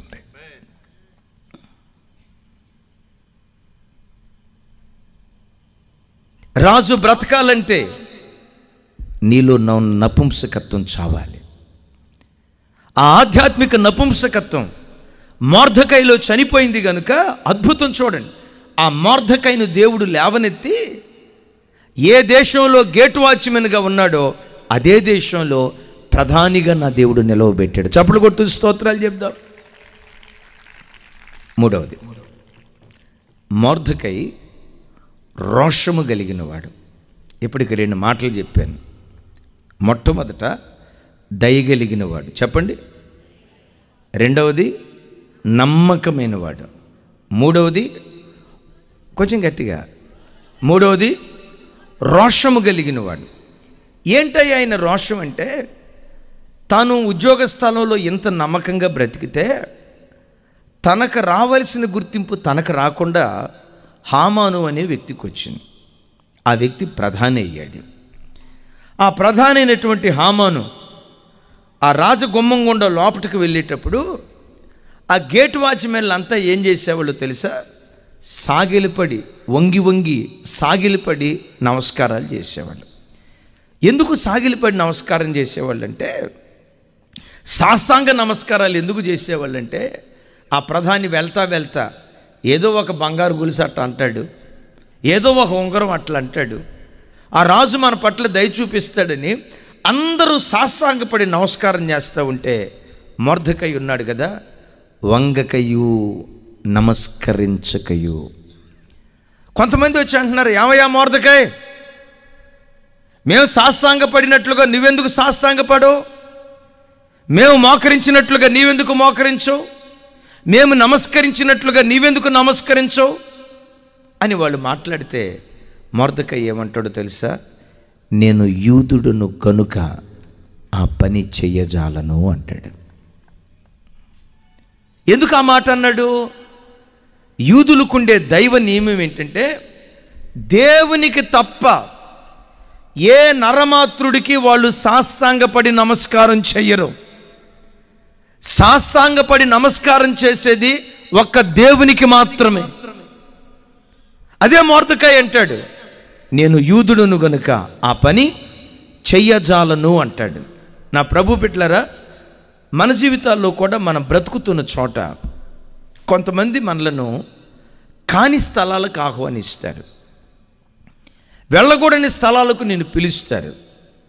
ఒక క్రైస్తవ యవన బిడ్డగా నువ్వు మాట్లాడాల్సిన మాట ఏంటో తెలుసా? నేను క్రైస్తవురాలిని గనుక సినిమా హాలు మొక్కో నేను చూడను. ఎవరైనా ఒక అబ్బాయి నీ దగ్గరకు వచ్చి అంటాడు, నీతో మాట్లాడతాడు, నువ్వంటే నాకు ఇష్టం,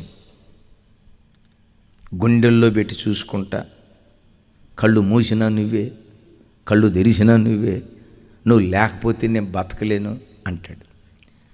ఆ మాయదారుడు మాటలు నమ్మి వాడు వలలో పడి, వాడి ట్రాప్లో పడి, ఒకవేళ అమ్మా నాన్న ఎదిరించి నువ్వు పెళ్లి చేసుకున్నావు అనుకో, 6 నెలల తర్వాత ఏమంటాడు తెలుసా? పెళ్ళిగాక మునిపేమో దేవతలా కనపడ్డావు అంటాడు. పెళ్ళైన 6 నెలల తర్వాత అచ్చం దెయ్యంలాగే కనపడుతున్నావే అంటాడు. నువ్వు లేకపోతే నేను బతకలేను అంటాడు. పెళ్ళైన 6 నెలల తర్వాత ఆడనే మాట ఏంటో తెలుసా? నువ్వు లేకపోతేనే బతికేటట్టున్నాను అంటాడు. ఇట్లాగే ప్రేమించి పెళ్లి చేసుకున్న ఒకడు ఆ ప్రేమించిన అమ్మాయిని పట్టుకొని అన్నాడట పెళ్ళైన కొత్తలో, హనీ అన్నాడట. ఏమన్నాడు? హనీ అన్నాడట. హనీ అంటే అర్థం ఏంటి? తేనె అని. హనీ అంటా ఉంటే చుట్టుపక్కల వాళ్ళంతా, అబ్బా ఏమి ప్రేమందరా వీళ్ళ మధ్యలో, ఏమి ప్రేమందరా ఈ మధ్యలో అనుకున్నారు. పెళ్ళైన 6 నెలల తర్వాత మరలా అన్నాడంట, నా శని అన్నాడంట. హనీ కాస్త ఏమైపోయింది? ఎవరిని ఆడబిడ్డలారా, ఎవడైనా మీ దగ్గరకు వచ్చి మీకు ప్రపోజ్ చేస్తే మీరు అనాల్సిన మాట ఏంటో తెలుసా? నేను క్రైస్తవరాలిని గనుక ఆ పని నేను చేయజాలను. ఆ రోషం దేవుడు నీలో చూస్తే, ఆ రోషం దేవుడు నీలో చూస్తే, పేద ఇంటిలో పుట్టిన పట్టాభిషేకం పొందటానికి చెరసాలలో నుండి సింహాసనానికి నా దేవుడు నిన్ను నడిపిస్తాడు. అట్లా కాకుండా ఆడెవడో నీ వైపు చూశాడని ఆడిని చూడటంతో నువ్వు కూడా వయ్యారంగా తిరుగుతా, ఆడి వైపు చూస్తా, ముసి ముసి నవ్వులు నవ్వుతా, మూతి తిప్పుతా, నువ్వు అది ఒక రకంగా నడిసేవు అనుకో, ఆడు అనుకుంటాడు ఇది తేడాదేరా, ఇది ఊరకనే మన వల్ల పడిపోద్దురా, దీని క్యారెక్టర్ లూజురా, దీని బుద్ధి ఎట్లాంటిదే లేరా అని చెప్పి వాడు వల్లో వేసి నీ బ్రతుకు నాశనం చేస్తాడు. మందిరానికి వచ్చే క్రైస్తవ యవన ఆడబిడ్డగా అలాంటి వ్యక్తి ఎవరైనా నీతో ఇలాంటి పోకిరి చేష్టలు చేస్తే నువ్వు మాట్లాడాల్సిన మాట ఏంటో తెలుసా? నేను క్రైస్తవురాలిని గనుక ఈ ప్రేమ దోమ మాకు పడదు, మాకు తల్లిదండ్రులు ఉన్నారు, మాకు వివాహ వయసు వస్తే ఎవరిని వివాహం చేయాలో మా తల్లిదండ్రులు నిర్ణయిస్తారు, ప్రార్థనాపూర్వకంగా మా దేవుడు బయలుపరుస్తాడు, ఆయన చిత్తానికి మేము అప్పగించుకుంటాం. ఈ ప్రేమ దోమ క్రైస్తవులుగా ఇది మాకు పడదు. అంత రోషంగా ఏ యవ్వన తమ్ముడు ఉంటాడో, అంత రోషంగా ఏ యవ్వన చెల్లి దేవుని కొరకు బ్రతుకుతాదో, నీవెంత రోషంగా నిలవబడతావో నిన్ను ఆశీర్వదించే విషయంలో కూడా నీ పక్షాన దేవుడు అంతే రోషంగా నా దేవుడు నిలవబడును గాక. చప్పట్లు కొడితే యేసయ్యకు స్తోత్రాలు చెప్దాం. యవ్వన బిడ్డలారా వినండి, మీరు వెళ్ళే కాలేజీ చోట కొంతమంది రకరకాల ఫ్యాషన్లు, రకరకాల కటింగ్స్తో వస్తారు. చూడండి ఎన్ని రకాల. ఒకప్పుడండి ఈ బ్యూటీ పార్లర్లు ఆడవాళ్ళకే ఉండేవి. హైదరాబాద్ రండి, ఇప్పుడు ఏమైనా ఉంటుంది, మెన్స్ బ్యూటీ పార్లర్. ఆ కాలంలో జుట్టుతో డెకరేట్ చేసేది అక్కోళ్ళు, ఆడోళ్ళు. ఆడోళ్ళు డెకరేట్ చేసిన దానికంటే మా మగ మహారాజులకు ఏమైందో, ఒక్కొక్కడు జుట్టుతో ఎన్ని రకాల డిజైన్లో. ఒకరోజు హైదరాబాద్లో ఒక డిజైన్ పెట్టాడు, ఇటువైపు 0 సైజు, ఇటువైపు కూడా 0 సైజు పెట్టాడు. కాకపోతే పొలం దున్నినట్టు ఘాట్లు పెట్టాడు. ఇట్లా మధ్యలో జుట్టు ఉంది చూసారా, మధ్యలో జుట్టు. ఆడు వస్తుంటే నేను చూస్తా ఉన్నా, ఈ మధ్యలో జుట్టు ఉంది చూసారా, అచ్చం ఉడతలాగా 3 సార్లు పెట్టాడు. అది చూసి నాకు అర్థం కాక, అరే అరే అరే అరే అరే వీడు తల మీద ఉడత ఎక్కినట్టుంది, వీడు గ్రహించినట్టు లేడు, నాకు అర్థం కాక ఒరే ఉడతరా అని అంటా ఉంటే నా వెనక పోలీసు వాళ్ళు వస్తున్నారు. ఆ పోలీసు వాళ్ళు కూడా ఒరే నీ తల మీద ఉడుతుందిరా అని చెప్పబోదామని అనుకునే లోపు ఆ బండెళ్ళి పోలీసు వాళ్ళు బండెళ్ళి పందికి గుద్దుకుంది. ఇద్దరు పడ్డారు. ఆ పోలీసు వాళ్ళు పట్టడంతో వీడు పకాపకా నవ్వుతున్నాడు. నేను పాస్టమ్ గారు కారు ఆపి ఆ ఉడత జుట్టుని పిలిచా. ఉడత జుట్టుని పిలిచి, రే ఏమిరా ఈ జుట్టు, ఏంట్రా ఇది అంటే పోలీసు వాళ్ళ వైపు చూపించేమంటాడు తెలుసా, అందుకు అన్నాడు. ఎందుకురా? పోలీసు వాళ్ళని పడగొట్టడానికా? అరే పోలీసు వాళ్ళు లేకపోతే ఈరోజు నీతి న్యాయాలు లేవురా, వాళ్ళంత ధర్మంగా బ్రతకటాన్ని బట్టే దొంగోడు దొంగతనం చేయటానికి భయపడుతున్నాడు, అందుకు అన్నాడు. వాళ్ళని పడగొట్టడానిక నువ్వు ఈ కటింగ్ చేసుకుంది అంటే అంటాడు, అసలు పాస్టర్ గారు వాళ్ళని పక్కన పెట్టండి, మీరు చూస్తే పాస్టర్ గారు లాగా కనపడుతున్నారు, నన్ను చూసి మీ బండి ఎందుకు ఆపారు? నన్ను చూసి కాదు, మీ బండి ఆపింది నా జుట్టు, మీ బండి ఆపింది నా జుట్టు, అందుకని ఈ స్టైల్ పెట్టాను అన్నాడు. ఇట్లా కోతి పిల్లలు ఉంటారు కొంతమంది, యవన క్రైస్తవ బిడ్డలారా, ఆ కోతి పిల్లలు అలాంటి డెకరేషన్తో ఎవడైనా నీ దగ్గరకు వచ్చి కనపడి రారా పలానా మంగళ షాప్కి తీసుకెళ్తాను అన్నాడు అనుకోండి, నీవు అనాల్సిన మాట ఏంటో తెలుసా, నేను క్రైస్తవుడిని గనుక ఎలాంటి ఫ్యాషన్లు నాకుండో, ఇలాంటి లోకపు అలంకరణ మేము ఎంటర్టైన్ చేయం, మేము ప్రభు బిడ్డలం. వస్త్రధారణలో కానీ, వేషధారణలో కానీ, కట్టులో కానీ, బొట్టులో కానీ, ఆహారములో కానీ ప్రతిదీ దేవుని నామం మహిమపరచబడేటట్లుగా మేము ఉంటాం. అల్లరి చిల్లరగా మేము బ్రతకం. కొంతమంది అవన్న బిడ్డలు ఉంటారు, ఆడికి ఒంటి మీద శంశాఖండ ఉండదు, ఇక ఎప్పుడు చూసినా జీన్ ప్యాంటు ఉతకడాడు. ఆ జీన్ ప్యాంట్ అసలు ఉతకడు, మొతకు వాసన వస్తుంది. యేసన్న గారు చెప్తా ఉండేవాళ్ళు, ఆడు వేసిన జీన్ ప్యాంటు వదలక వేసుకొని చివరికి ఆ ప్యాంట్లో నుంచి యేసన్న గారు చెప్తా ఉండేవాడు, మదపోసన వచ్చేదంట.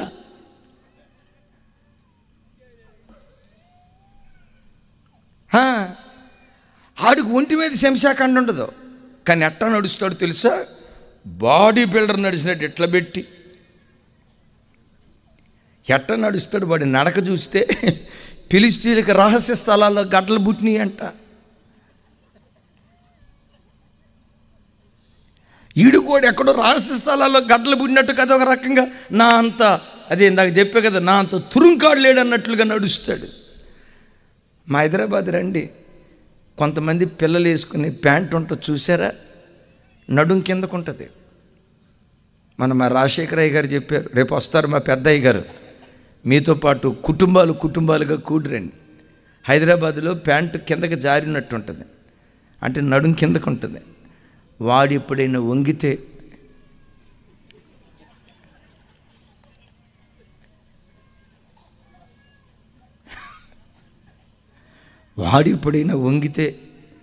ఆ వెనక ఘోరం చూడలేక, వినండి బిడ్డలారా, ప్రతి విషయంలో నువ్వు ఉద్యోగం చేసే చోట, రేయ్ ఇంత కష్టపడి పనిచేసాం, కాస్త రిలాక్స్గా ఒక చొక్కేసుకున్నావు రారా అంటాడు. క్రైస్తవుడా, నువ్వు అనాల్సిన మాట ఏంటో తెలుసా, నేను క్రైస్తవుడిని కనుక ఆ పని చేయజాలను. కొంతమంది చెడ్డ స్త్రీలు నిన్ను పిలుస్తారు, రా పాపం చేద్దాం, రా అపవిత్రంగా ప్రవర్తిద్దాం. కొంతమంది అపవిత్రత కొరకు నిన్ను రేకెత్తింప చేస్తారు. ఓ క్రైస్తవురాలిగా, క్రైస్తవుడిగా నీవు అనాల్సిన మాట ఏంటో తెలుసా, నేను క్రైస్తవుని కనుక, క్రైస్తవురాలిని కనుక ఆ పని చేయజాలనని. ప్రభు కొరకు నువ్వు ఎంత రోషంగా బ్రతుకుతావో నిన్ను ఆశీర్వదించే విషయంలో కూడా అంతే రోషంగా నీ పక్షాన నా ప్రభు నిలవబడునుగాక. బిడ్డలరా, అన్యులు తప్పు చేశారంటే తెలియక తప్పు చేస్తారు. కానీ క్రైస్తవులుగా మనం ఎవరమో తెలుసా? తెలిసి తప్పు చేసేవాళ్ళం. అందుకనే దేవుని కనికరాన్ని పొందుకోలేకపోతున్నాం. నేను ఎరిగిన ఒక కుటుంబం, క్లుప్తంగా టక 2 మాటలు చెప్తాను. తాతల ముత్తాతల కాలం నుంచి క్రైస్తవ కుటుంబం, 5 పిల్లలు. ఆయన ఆర్ఎంపీ డాక్టర్. ఆ రోజుల్లో ఒక పట్టణంలో ఆర్ఎంపీ డాక్టర్గా క్లినిక్ నడిపిస్తూ ఆ రోజుల్లోనే నెలకొచ్చి కొన్ని వేల రూపాయలు సంపాదించేవాడు. బహు అందగాడు, భార్య బహు అందగత్తె. ఇందాక అమ్మగారు సాక్ష్యం చెప్పారు కదా, బహు అందగాడు ఆయన.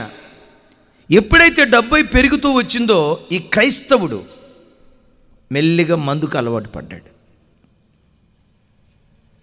ఇక క్లినిక్ నడిపించే చోటే తాగి పండుకునేవాడు. 2 రోజులు 3 రోజులు 4 రోజులైనా ఇంటికి వెళ్ళేవాడు కాదు.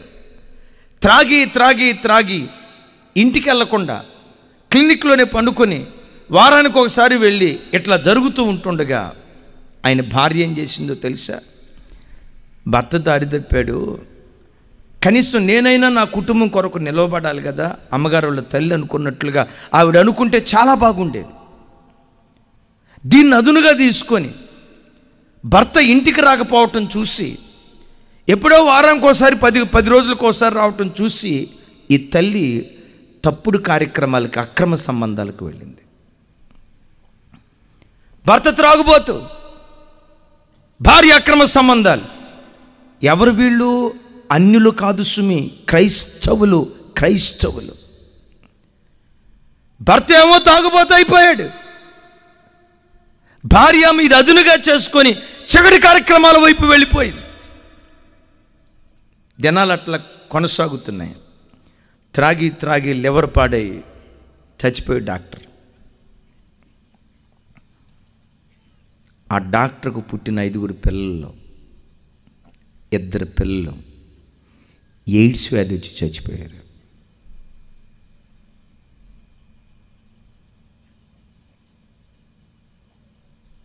కొడుకులిద్దరు, తండ్రికి ఏ త్రాగుడు దురలవాటైతే అబ్బిందో 2 త్రాగుబోతులుగా మారి లారీ క్లీనర్లుగా దయనీయమైన బ్రతుకుతున్నారు.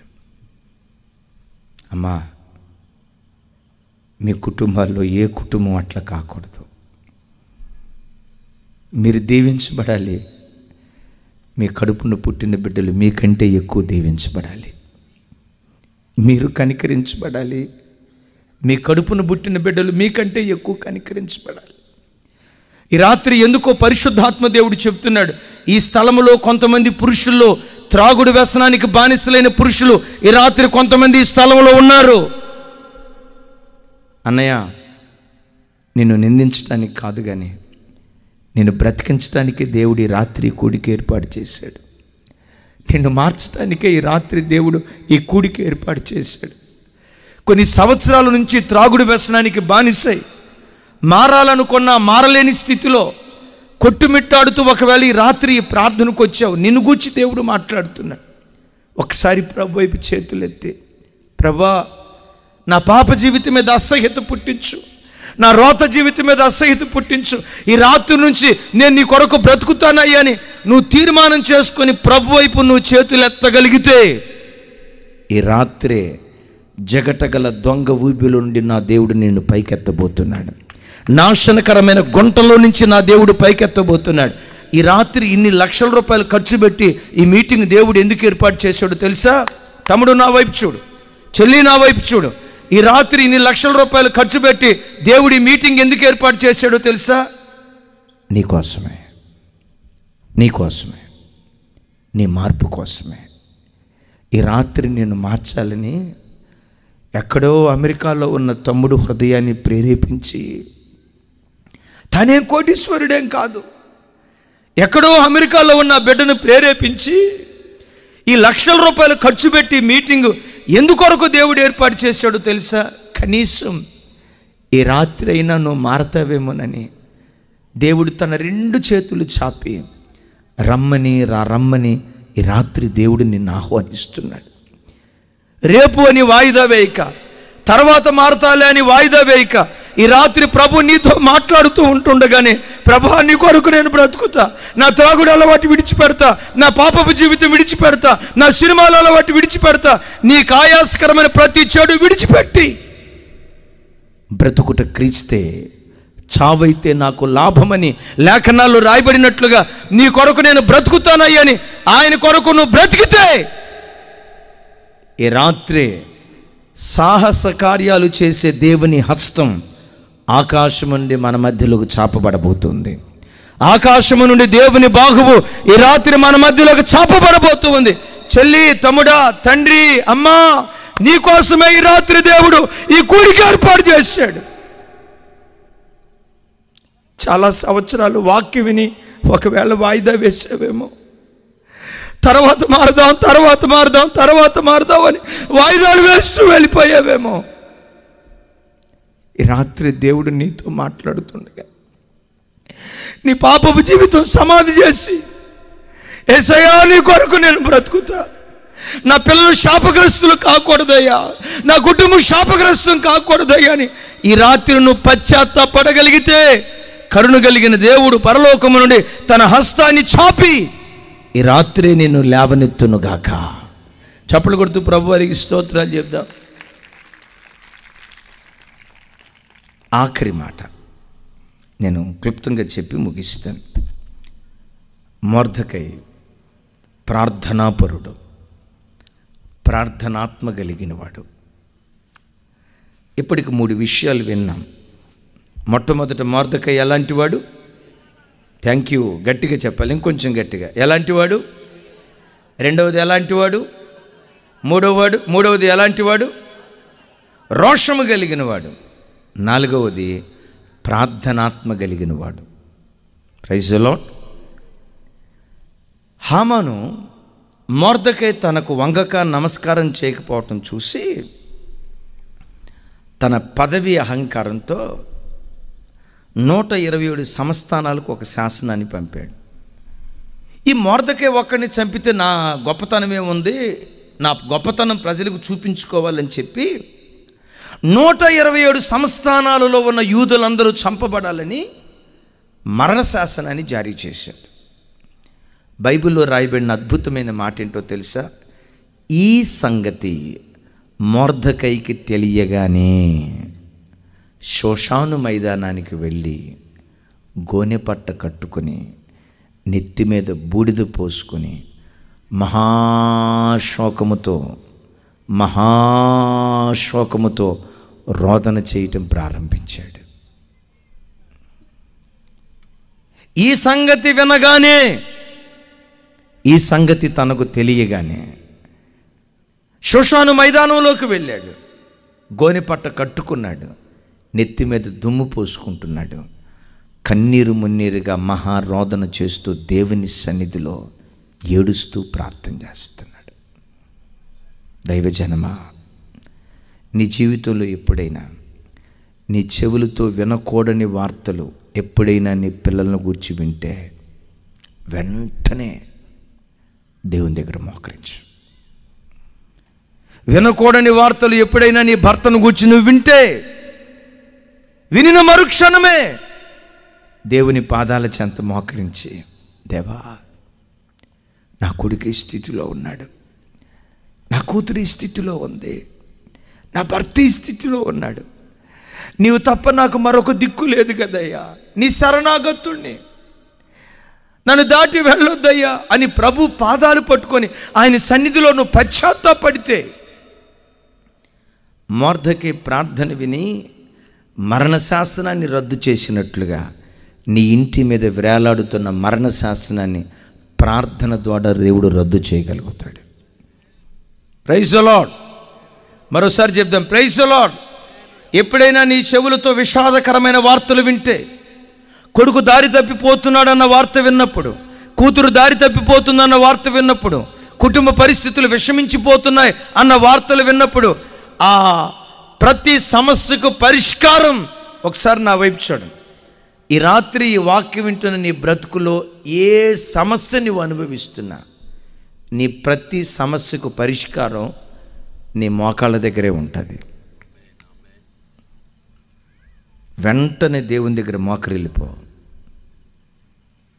ఆ మోకరించే అనుభవం నీకుంటే పెంట కుప్పల మీద నుండి మొర్దకైన ఎలా లేవనెత్తాడు, మరణ శాసనాన్ని కొట్టివేసి మరణాన్ని జీవంగా ఎలా దేవుడు మార్చాడో, నీ బ్రతుకులో కూడా ప్రార్థన ద్వారా అలాంటి గొప్ప కార్యాలు నా దేవుడు జరిగించునుగాక. గట్టిగా చెప్దాం ఆమేన్, ఆమేన్. ఈ సాక్ష్యం చెప్పి నేను ప్రార్థన చేస్తాను. ఇక రేపు ఇమాన్యుయల్ మినిస్ట్రీస్ వ్యవస్థాపకులు మా ఆత్మీయ తండ్రి రాజశేఖరయ్య గారు వస్తున్నారు. తప్పకుండా మేము కూడా, మా సేవకులు కూడా వస్తారు. తప్పకుండా రేపు మీతో పాటు కనీసం ఒక్కొక్కళ్ళు ఒక 10 మందిని తీసుకుని రండి. అమ్మ, అందరి దగ్గర ఫోన్ ఉంది కదా, అందరి దగ్గర ఫోన్ ఉంది కదా. బైబిల్ లేకుండా వచ్చిన భక్తులు ఉన్నారేమో కానీ ఫోన్ లేకుండా వచ్చిన భక్త మహాశయులు ఎవరూ లేరు. ఉన్నాయి కదమ్మా ఫోన్లు. ఇంటికి వెళ్ళిన తర్వాత కనీసం ఒక 100 మందికైనా ఫోన్ చేయండి. ఆ గొప్ప దైవజనుడి పట్టణానికి, ఈ గ్రామానికి రావటం నిజంగా మీరు ధన్యులు, ధన్యులు, ధన్యులు. కుటుంబాలుగా రండి. మీతో పాటు కనీసం ఒక 10 మందినైనా తీసుకొని రండి. రైట్. ఇది అన్న గుంటూరు జిల్లా, ప్రకాశం జిల్లా? ఇది గుంటూరు జిల్లా. ప్రకాశం జిల్లా పక్కనే అనుకుంటా కదా. రైట్. ప్రకాశం జిల్లా మార్కాపూర్ నుండి మా చర్చికి ఒక తమ్ముడు వస్తాడు. ఆ తమ్ముడు పేరు శేఖర్. చెప్పండి కొంచెం గట్టిగా. ఆ తమ్ముడు హైదరాబాద్లో ఒక కెమికల్ ఫ్యాక్టరీలో సీనియర్ మేనేజర్గా ఉద్యోగం చేసేవాడు.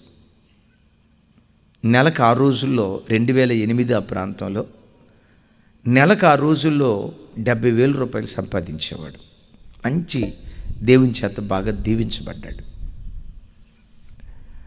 ఒకరోజు నాతో మాట్లాడుతా అన్నయ్య, మాది ప్రకాశం జిల్లా మార్కాపూర్ ప్రక్కన ఏదో ఊరు పేరు చెప్పాడు, పక్క పల్లెటూరు. మా ఊర్లో నేను చదువుకున్నంత పెద్ద చదువు ఎవరూ చదువుకోలేదు. మా ఊర్లోనే ఇంత పెద్ద చదువు చదువుకుంది నేనేనా అన్నయ్య? రెండోది, హైదరాబాద్ పట్టణంలో ఎంత గొప్ప ఉద్యోగం పొందుకుంది కూడా మా ఊర్లో నేనేనా అన్నయ్య? చెప్తూ ఈ ఆశీర్వాదం అంతా నేను పొందుకోవటానికి కారణం మొదట దేవుని కృప అయితే, రెండవది మా అమ్మా నాన్న ప్రార్థనలే నన్ను ఈరోజు ఈ స్థితిలో నిలవబెట్టాయన్నా అన్నాడు. మా అమ్మా నాన్న ప్రార్థనలే మమ్మల్ని ఈ స్థితిలో నిలవబెట్టాయి అన్నయ్య అన్నాడు. అమ్మా నాన్న ప్రార్థనలు ఏవి నిలవబెట్టాయి తమ్ముడు అన్నా. ఆ తమ్ముడు చూస్తా 10వ తరగతి వరకు మా గ్రామంలో మేము పెరిగాం, మా ఊర్లోనే మేము చదువుకున్నాం. మా చిన్నతనంలో మా బాల్య దినపు జ్ఞాపకాలు ఏంటంటే, మా చిన్నతనంలో అమ్మా నాన్న ప్రార్థన వెంట మేము నిద్రలోకి వెళ్ళేవాళ్ళం, అమ్మా నాన్న ప్రార్థన వెంట నిద్రలో నుంచి లేచేవాళ్ళం అన్నాడు. ఏంటి తమ్ముడు అమ్మా నాన్న ప్రార్థన వెంట నిద్రలోకి వెళ్ళటం, అమ్మా నాన్న ప్రార్థన వెంట నిద్రలో నుంచి లేవటం ఏంటి తమ్ముడు అన్నాను.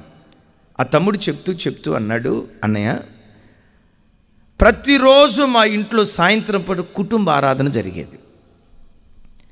పడమట దిక్కున సూర్యుడు అస్తమించుతూ మర్చిపోతాడేమో కానీ మా అమ్మా నాన్నలు చూడండి, మా అమ్మా నాన్నలు కుటుంబంలో సాయంత్రం పూట కుటుంబ ప్రార్థన మర్చిపోరు. పడమట దిక్కున సూర్యుడు అస్తమించుతూ మర్చిపోతాడేమో కానీ మా ఇంటిలో కుటుంబ ప్రార్థన మర్చిపోం. మా అమ్మా నాన్నకున్న అలవాటు ఏంటంటే, సాయంత్రం 7:05 అంటే చాలు చాపేసేవాళ్ళు.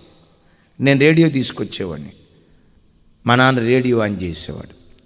7:05 నుండి 7:45 దాకా నేను, మా చెల్లి, అమ్మ, నాన్న నలుగురు ఆ రేడియో చుట్టూతో కూర్చొని 7:40 దాకా దేవుని వాక్యం వినేవాళ్ళం అన్నయ్య. మా చిన్నతనంలో నేను 10వ తరగతికి వచ్చిన దాకా ఈరోజు రేడియో వాక్యం వినలేదు అని చెప్పుకోవటానికి లేదు. ఈరోజు మా కుటుంబంలో కుటుంబ ఆరాధన సాయంత్రం పూట జరగలేదు అని చెప్పుకోవటానికి లేదు.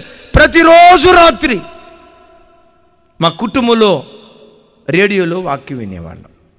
7:45కి వాక్యం విన్న తర్వాత కుటుంబ ప్రార్థన స్టార్ట్ అయ్యేది. మొదట మా చెల్లి ప్రార్థన చేసేది ఒక 3 నిమిషాలు, ఆ తర్వాత నేను ప్రార్థన చేసేవాడిని, నాది ఒక 3-4 నిమిషాలు. ఆ తర్వాత మా నాన్న ప్రార్థన చేసేవాడు, మా నాన్న ప్రార్థన 10-15 నిమిషాలు. తమ్ముడు అంటాడు, లాస్ట్లో మా అమ్మ స్టార్ట్ చేసేది అన్న ప్రార్థన. ఇక మా అమ్మ స్టార్ట్ చేసిందంటే బెల్ ఉండదు, బ్రేక్ ఉండదు అన్నయ్య.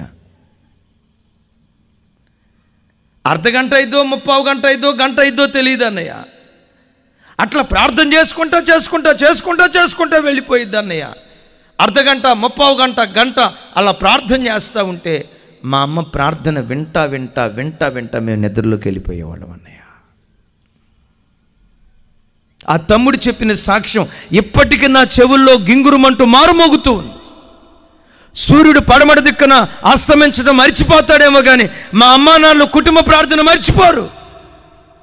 ఈ రాత్రి వాక్యం వింటున్న క్రైస్తవ జనమ, ఓ దైవజనుడిగా ఈ రాత్రి మిమ్మల్ని అడుగుతున్నాను, ఈ రాత్రి వాక్యం వింటున్న మీ కుటుంబాల్లో ఎంతమంది కుటుంబాల్లో సాయంత్రం పూట కుటుంబ ఆరాధన జరుగుతుంది?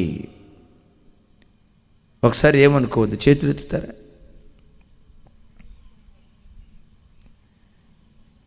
ఇంతమంది సమూహంలో 20 మంది ఏమైపోతున్నాయి? సాతాను ఈ కడవరి దినాల్లో క్రైస్తవ కుటుంబాలలో ప్రార్థనా బలిపీఠాలు వాడు పడగొట్టాడు. కుటుంబాలలో కుటుంబ ఆరాధనలు జరగట్లేదు. కుటుంబ ఆరాధనలు క్రైస్తవ కుటుంబాలు నోచుకోలేని పరిస్థితి. సరే, ఇంతకెంత తమ్ముడు అన్నాను. అన్నయ్య, ఇక మా అమ్మ ప్రార్థన వింటా మేము నిద్రలోకి వెళ్ళిపోయేవాళ్ళు. మొత్తానికి మా అమ్మ ఎప్పుడో ప్రార్థన ముగించేది. ప్రార్థన ముగించిన తర్వాత మమ్మల్ని లేపి మంచం మీద పండుకోబెట్టేది. సరే, అయిపోయేది. మా అమ్మ నాన్న వాళ్ళు పండుకునేవాళ్ళు.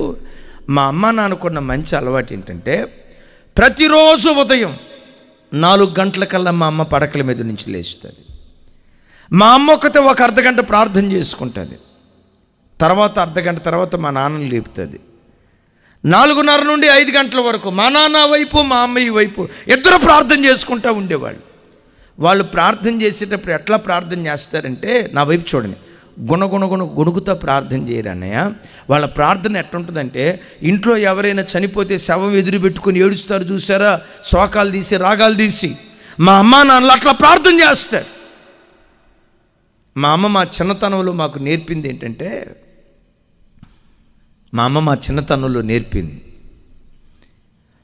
అరుణోదయపు ప్రార్థన గురించి మా అమ్మ మా చిన్నతనంలో మాకు నేర్పిన ఆధ్యాత్మికమైన సత్యం ఏంటంటే, ఉదయకాలమందు పక్షులు తమ కంఠధ్వని దేవునికి వినిపించక మునిపే మన ఇంటిలో నుండి మన కంఠధ్వని పరమందలి దేవునికి మనం వినిపించాలి.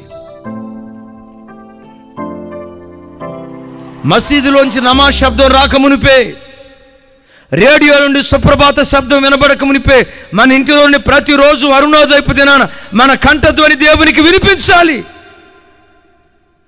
క్రైస్తవ తల్లులరా, మీ ఇంట్లో ప్రార్థన జరుగుతుందా? ఉదయకాలం అరుణోదయపు దినాన లేచి మీ కుటుంబాల్లో ప్రార్థన చేసుకోగలుగుతున్నారా? కనీసం ఒక అర్ధగంట అయిన దేవుని సన్నిధిలో ఉదయకాలం మందు ప్రార్థన చేసుకునే ఆ మనస్తత్వం కలిగి మీరు బ్రతుకుతున్నారా? కడవరి దినాల్లో ఈ టీవీ మీడియా వచ్చిన తర్వాత, ఈ సెల్ ఫోన్ మీడియా వచ్చిన తర్వాత శత్రువైన సాతాను ప్రతి క్రైస్తవ కుటుంబంలో ప్రార్థన బలిపీఠాలు వాడు పడగొట్టాడు. ఈ రాత్రి వాక్యం వింటున్న క్రైస్తవ జనమ, ఈ రాత్రి ఈ కూడికి దేవుడు ఎందుకు ఏర్పాటు చేశాడో తెలుసా? నీ ప్రార్థన బలిపీఠం పడిపోయింది నేను నిందించడానికి కాదు, పడిపోయిన నీ ప్రార్థన బలిపీఠాన్ని ఈ రాత్రి వాక్యం ద్వారా మరలా తిరిగి కట్టాలని నా దేవుడు ఆశపడుతున్నాడు. మరలా తిరిగి కట్టాలని దేవుడు ఆశపడుతున్నాడు. పడిపోయిన నీ ప్రార్థన బలిపీఠాన్ని, పడిపోయిన నీ కుటుంబ ప్రార్థన బలిపీఠాన్ని ఈ రాత్రి వాక్యం ద్వారా మరలా తిరిగి కట్టాలని దేవుడు ఆశపడుతున్నాడు.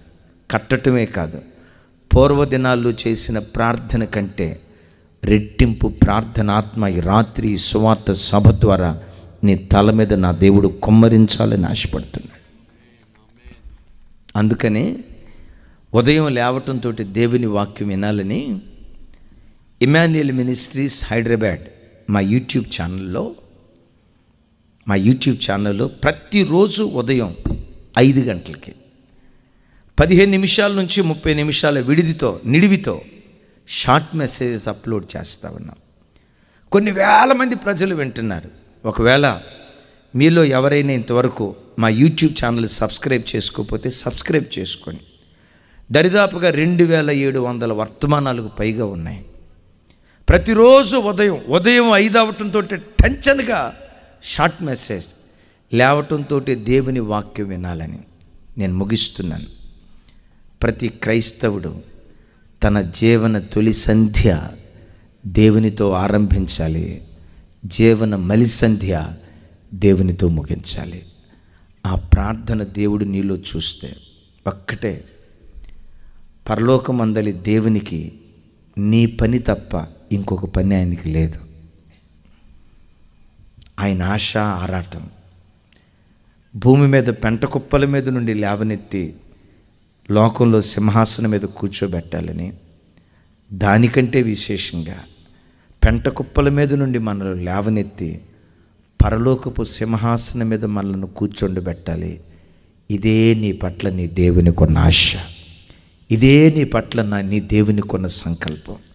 ఒక్కసారి ఈ రాత్రి ప్రభు దగ్గర తీర్మానం చేసుకుని, నిన్నటి వరకు నువ్వు ఎలా బ్రతికినా ఈ రాత్రి నుండి నీ కొరకు బ్రతుకుతానయ్యా, నా చెయ్యి పట్టుకో యేసయ్యా, నన్ను లేవనెత్తేసయ్యా, నామకార్థ భక్తి ఉద్దేశయ్యా, ఒక నికాసైన క్రైస్తవ జీవితం నేను జీవించేటట్టుగా నన్ను బలపరచయ్యాన్ని భర్తిమై దేవుని దగ్గర కేకలేసినట్లుగా ఈ రాత్రి యేసయ్య దగ్గర నీవు కేకలు వేస్తే, భర్తిమైని దాటి వెళ్ళని దేవుడు ఈ రాత్రి నిన్ను దాటి వెళ్ళకుండునుగాక. భర్తిమైని కనికరించినట్లు ఈ రాత్రి నిన్ను కనికరించునుగాక. ఒక క్షణం అందరం లేచి నిలబడదామా?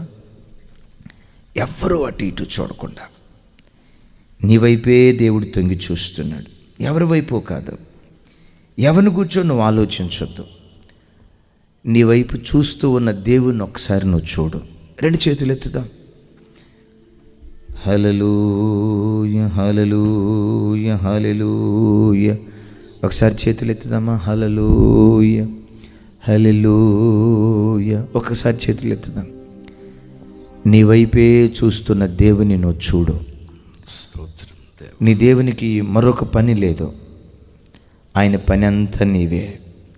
నీవేం ప్రార్థన చేస్తావో వినాలని, నువ్వు ఏమని పశ్చాత్తాపడతావో నీ పశ్చాత్తాప ప్రార్థన ఆలకించాలని, నువ్వు పశ్చాత్తాపడితే నీ పాపపు ఊబిలో నుంచి లేవనెత్తి నీకు క్రొత్త జీవితం ఇవ్వాలని దేవుడు ఆశపడుతున్నాడు.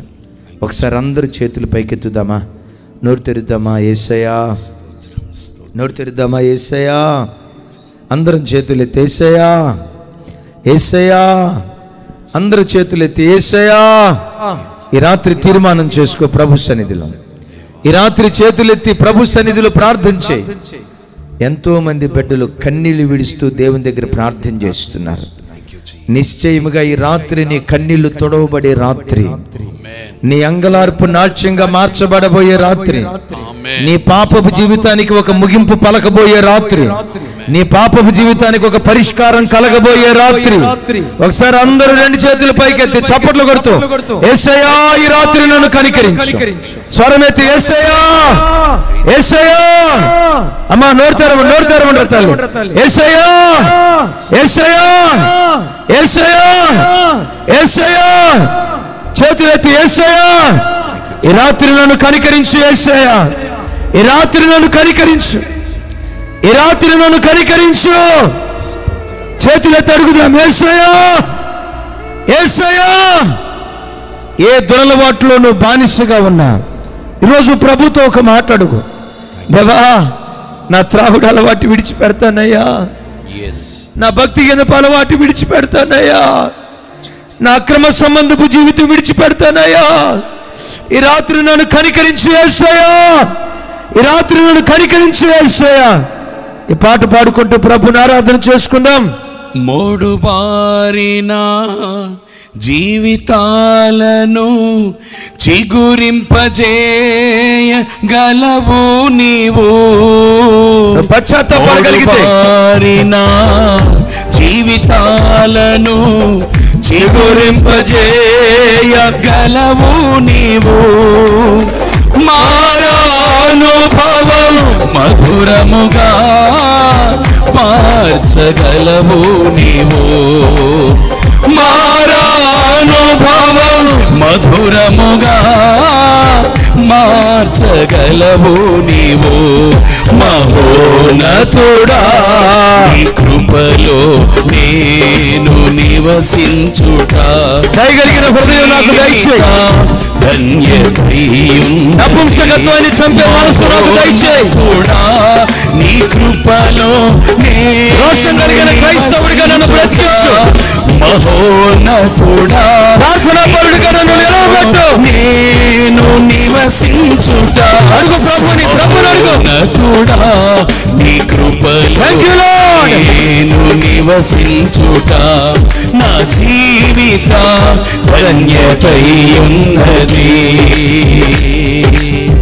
మహోన్నతుడా నీ కృపలో నేను నివసించుట. మహోన్నతుడా నీ కృపలో నేను నివసించుట. మహోన్నతుడా నీ కృపలో నేను నివసించుట. నా జీవిత ధన్యతై ఉన్నది. మహోన్నతుడా మహోన్నతుడా మహోన్నతుడా మహోన్నతుడా మహోన్నతుడా మహోన్నతుడా మహోన్నతుడా.